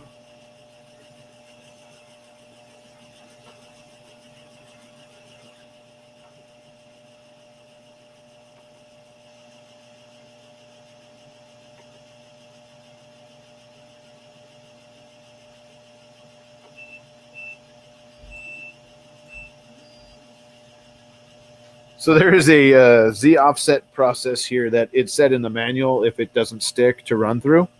The first thing it's going to do is come up in auto level. Really curious what it does if I just press that little probe down so the button comes out, but not gonna. So what it's going to do is it's going to auto level first, like we saw it do a little while ago. And then the next step is the adjust the Z offset step. And then check and save. That's the three options it's given me. So basically we got to go through the auto leveling and fun stuff because it wasn't set. So I'm imagining, this back corner looks actually much more squished than the front corner, and that one, actually, it does. So I'm wondering if, they just moved while shipping or something. I don't know. But we'll get it. Interesting. Yeah, I know. That's what it's doing now. It's leveling itself. Hopefully, like I said, that heater's not too loud. It just got pretty cold in here. It is 7 degrees outside, so my garage is like, nope, we're gonna cool down. But we've been going for about almost 2.5 hours. What I might do is run through this, let it do its thing, and then hopefully get some prints out of it. I know we have some stuff to get done today, Lindsay and I and the baby, and I don't know how much longer I can hang, but we're gonna go through this part and see what it does because I want to see what it does here. -21. Woo! I need to see this thing print. That's funny. I need to see it print too. Let's see what happens. Let's see how long this takes. We'll give her a quick heads up that we're still here.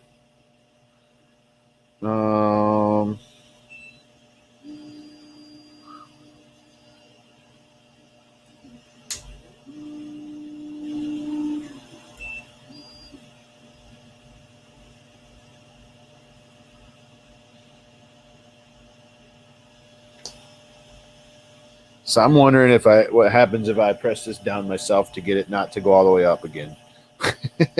I probably shouldn't. I should let it do its thing.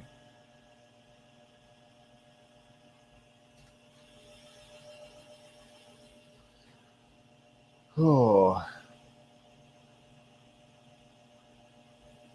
Jonathan Barnes, definitely I will.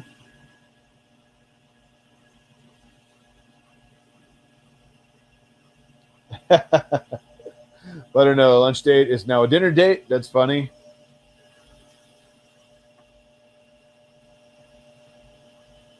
So yeah, I know, right? What would the laser have done? We should have started there. No.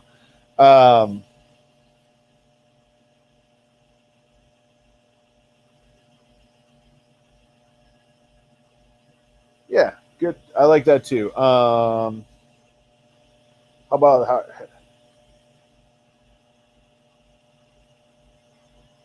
I should do that. A little like head to head. Cyber Deck Cafe. I'm not sure. I'm assuming that's Joe, but they said a little head to head between this and the Ortour. I definitely should. I got some fun stuff for the Ortour.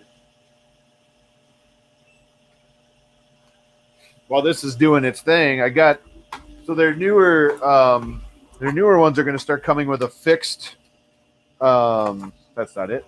A fixed head. Focus head at least, and then you'll be able to just move up and down the Z to the right height.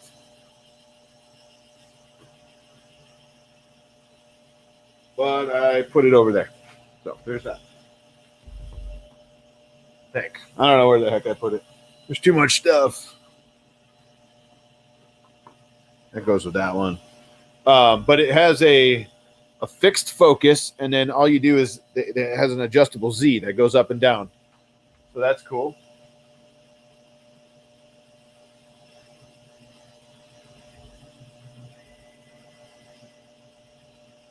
Did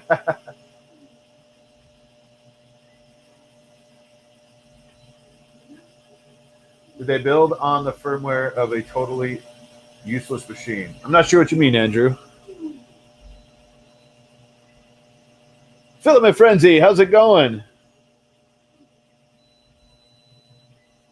Not often we stream enough at the time where you can join, right?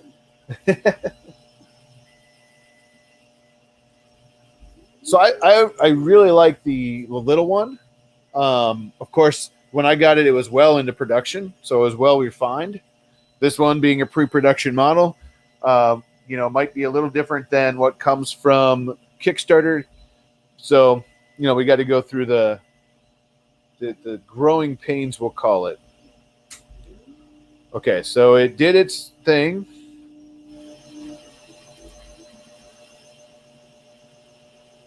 Now it's doing another thing. So now it's in the center. I think it wants me to adjust this now.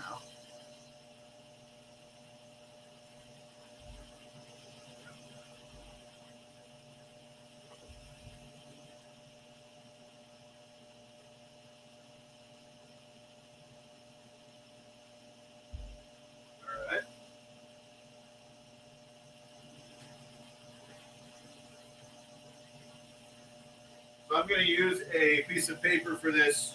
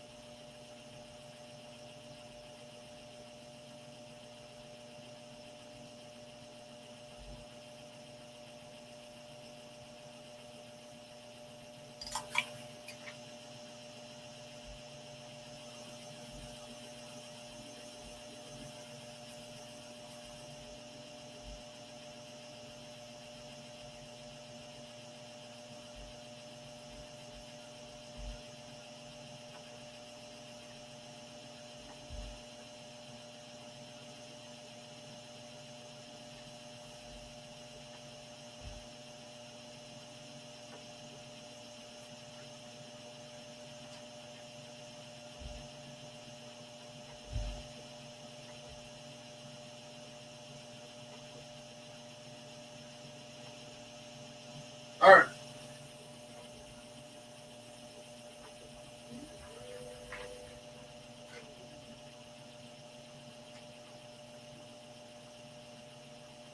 So the second step there was to adjust the offset. I literally just used that piece of paper and leveled it like I would, I set the Z offset like I was leveling it with a piece of paper. And then I had to go down to step 3, which is save. So I saved it.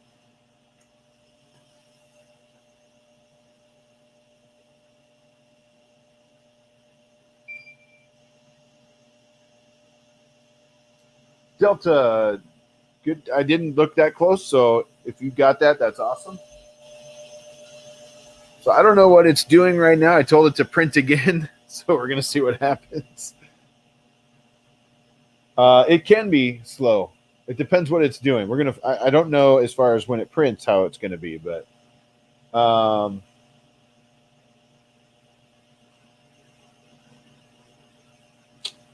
got good point there.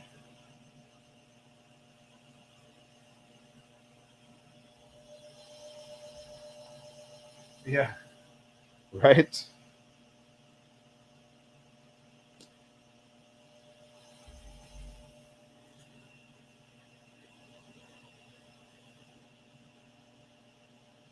So I think it's heating. Yep. So it was just heating the nozzles, and it appears to be. It just retracted one of them.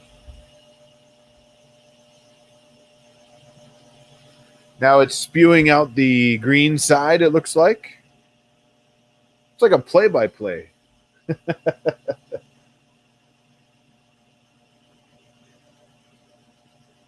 Again, we gotta remember that this is a pre-production. I mean, Kickstarter literally just started like 3 days ago on this. So now it's pushing down, or it's pulling out the green, it looks like. And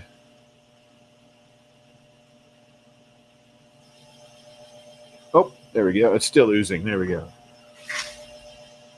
So it's interesting how that works. It because it's a Y, and it goes in, and then there's a single nozzle. It's interesting how how much it pulls back and works like that. Now we hope the Z offset is right. Otherwise, we might be cramming that bed, right? Longest print ever. Yes. Yes, yes, yes.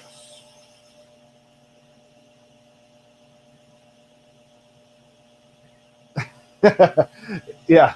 Successful build that hasn't crashed into the bed. Touche. We're about to find out here in a second.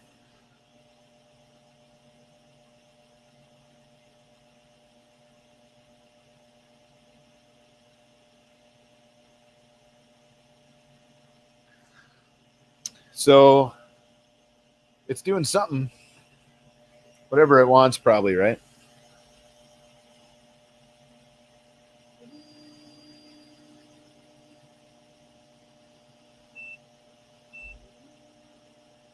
Now it looks like it's homing. Definitely homing. So that was interesting. It purged the green. It purged all the green out while it was heating, or after it got up to temp, it looks like.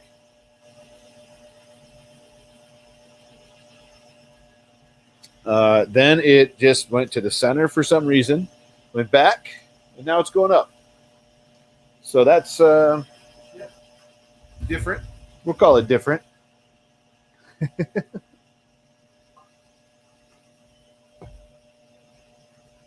Yeah, it had a little crashy issue for the beginning there. I think we're over that. I think we're past it. I think it has to do this. No matter what print head it has on it, what tool head, it has to come up. It has to hit that top plate to push the probe down, and then it can come down and home on the Z.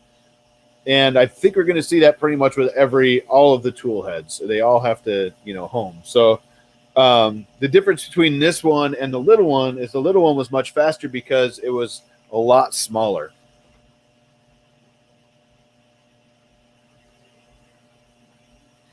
Yeah, so like I said, it has to come all the way up to press that little probe in. And then it presses the top in, it pops the probe out, gives you time to pull off the oozing filament if there is any.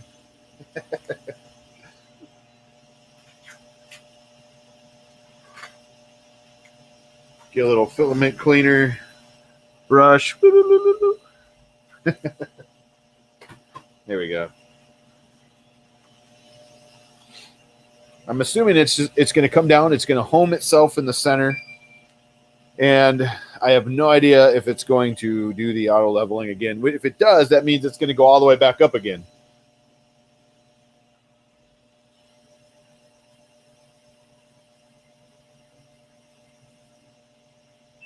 Yeah, amen.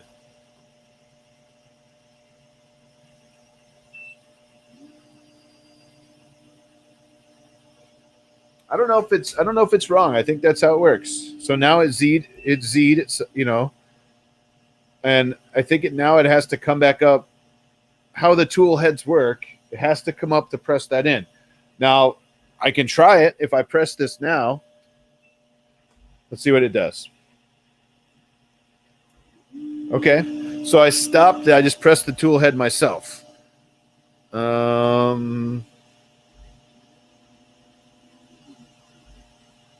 And hopefully that.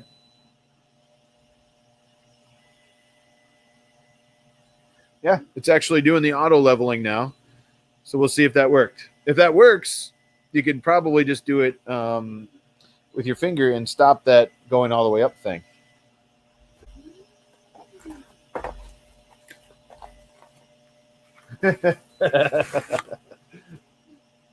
That's funny. Let me just show you this if I can.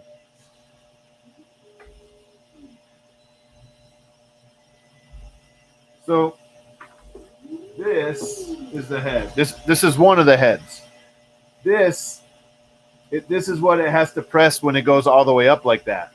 So it goes all the way up. It presses this button, and then when it does that, this probe pops out, and that's what's probing the bed right now. Then it homes itself. When it homes itself, it presses the side button right here. It presses this one, and watch that probe. It retracts the probe. So now the probe's out of the way and everything is leveled. It homed itself and all that. And then, so when it goes up, it's kind of a very smart way to retract the probe because it has to hit this button to pop that out. See right there?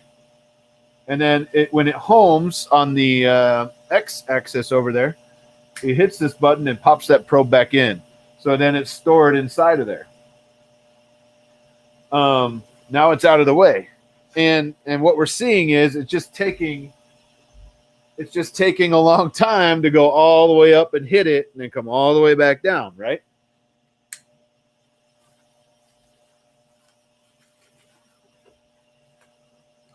Now it's heating the bed. So one thing that I wish it did is heated the bed at the same time, but it's not. So now we're waiting.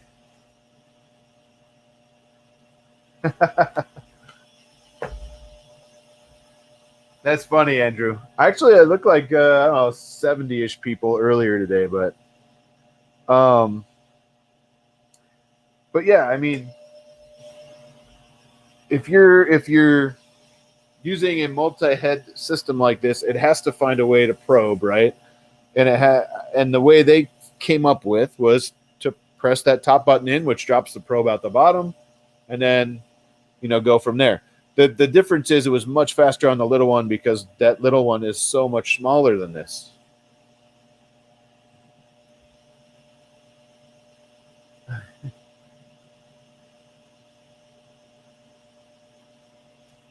That is true story, Cyberdeck.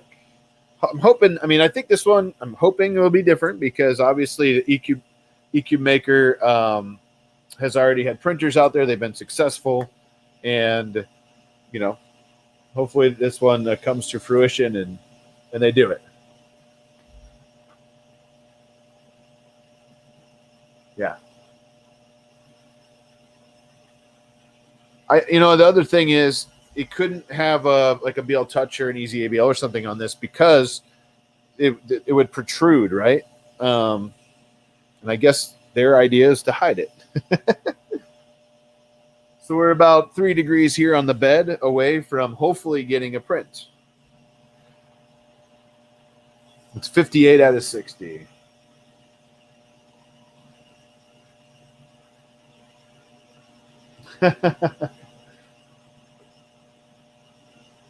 I think what we're seeing is we're used to a much faster process in the beginning, and also it would have probably printed better. I'm hoping it's going to print now if I would have just run the Auto Z from the Z Auto thing from the beginning.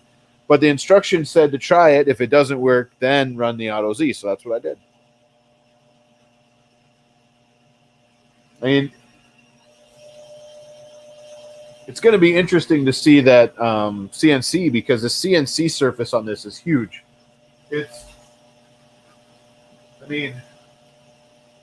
That's a good size CNC surface. And that's a thick plate too. It's a really thick plate. So yeah. Big, that thing is going to be awesome.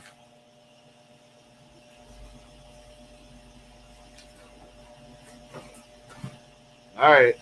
Yeah, I'm hoping they probably have some firmware tweaks to do.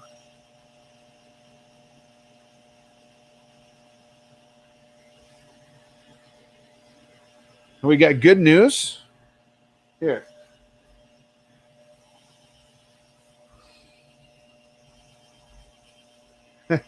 Look, we're sticking mostly. That is better than we got before. It was way off the top. So looks like it's doing a green square here.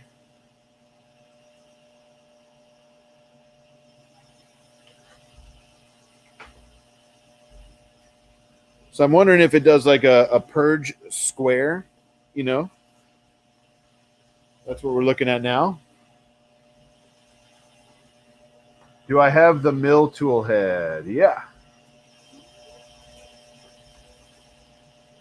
So I got all 4. So now it is, looks like it's pulling the green back, and it might be pushing the blue in.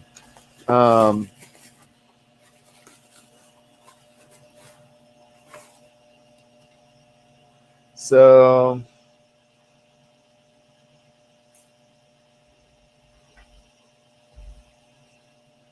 this is the other one, same thing.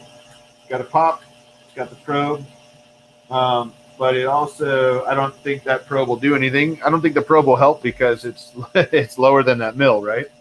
But that's what it looks like. Your spindle here. So yeah.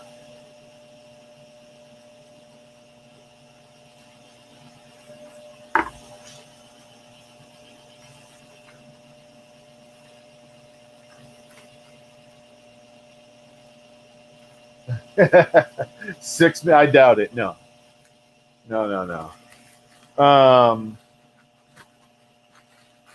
Yeah. I also came with a regular FDM head. A single color one. It also came with a laser head. And that's this one.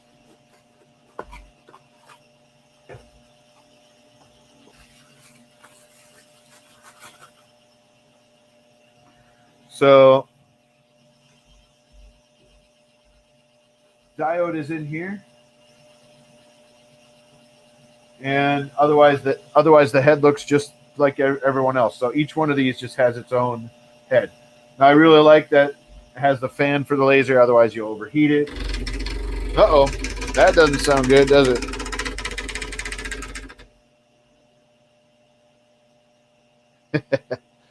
So, what's interesting is it just hit the side of the bed. So I'm going to stop it there. So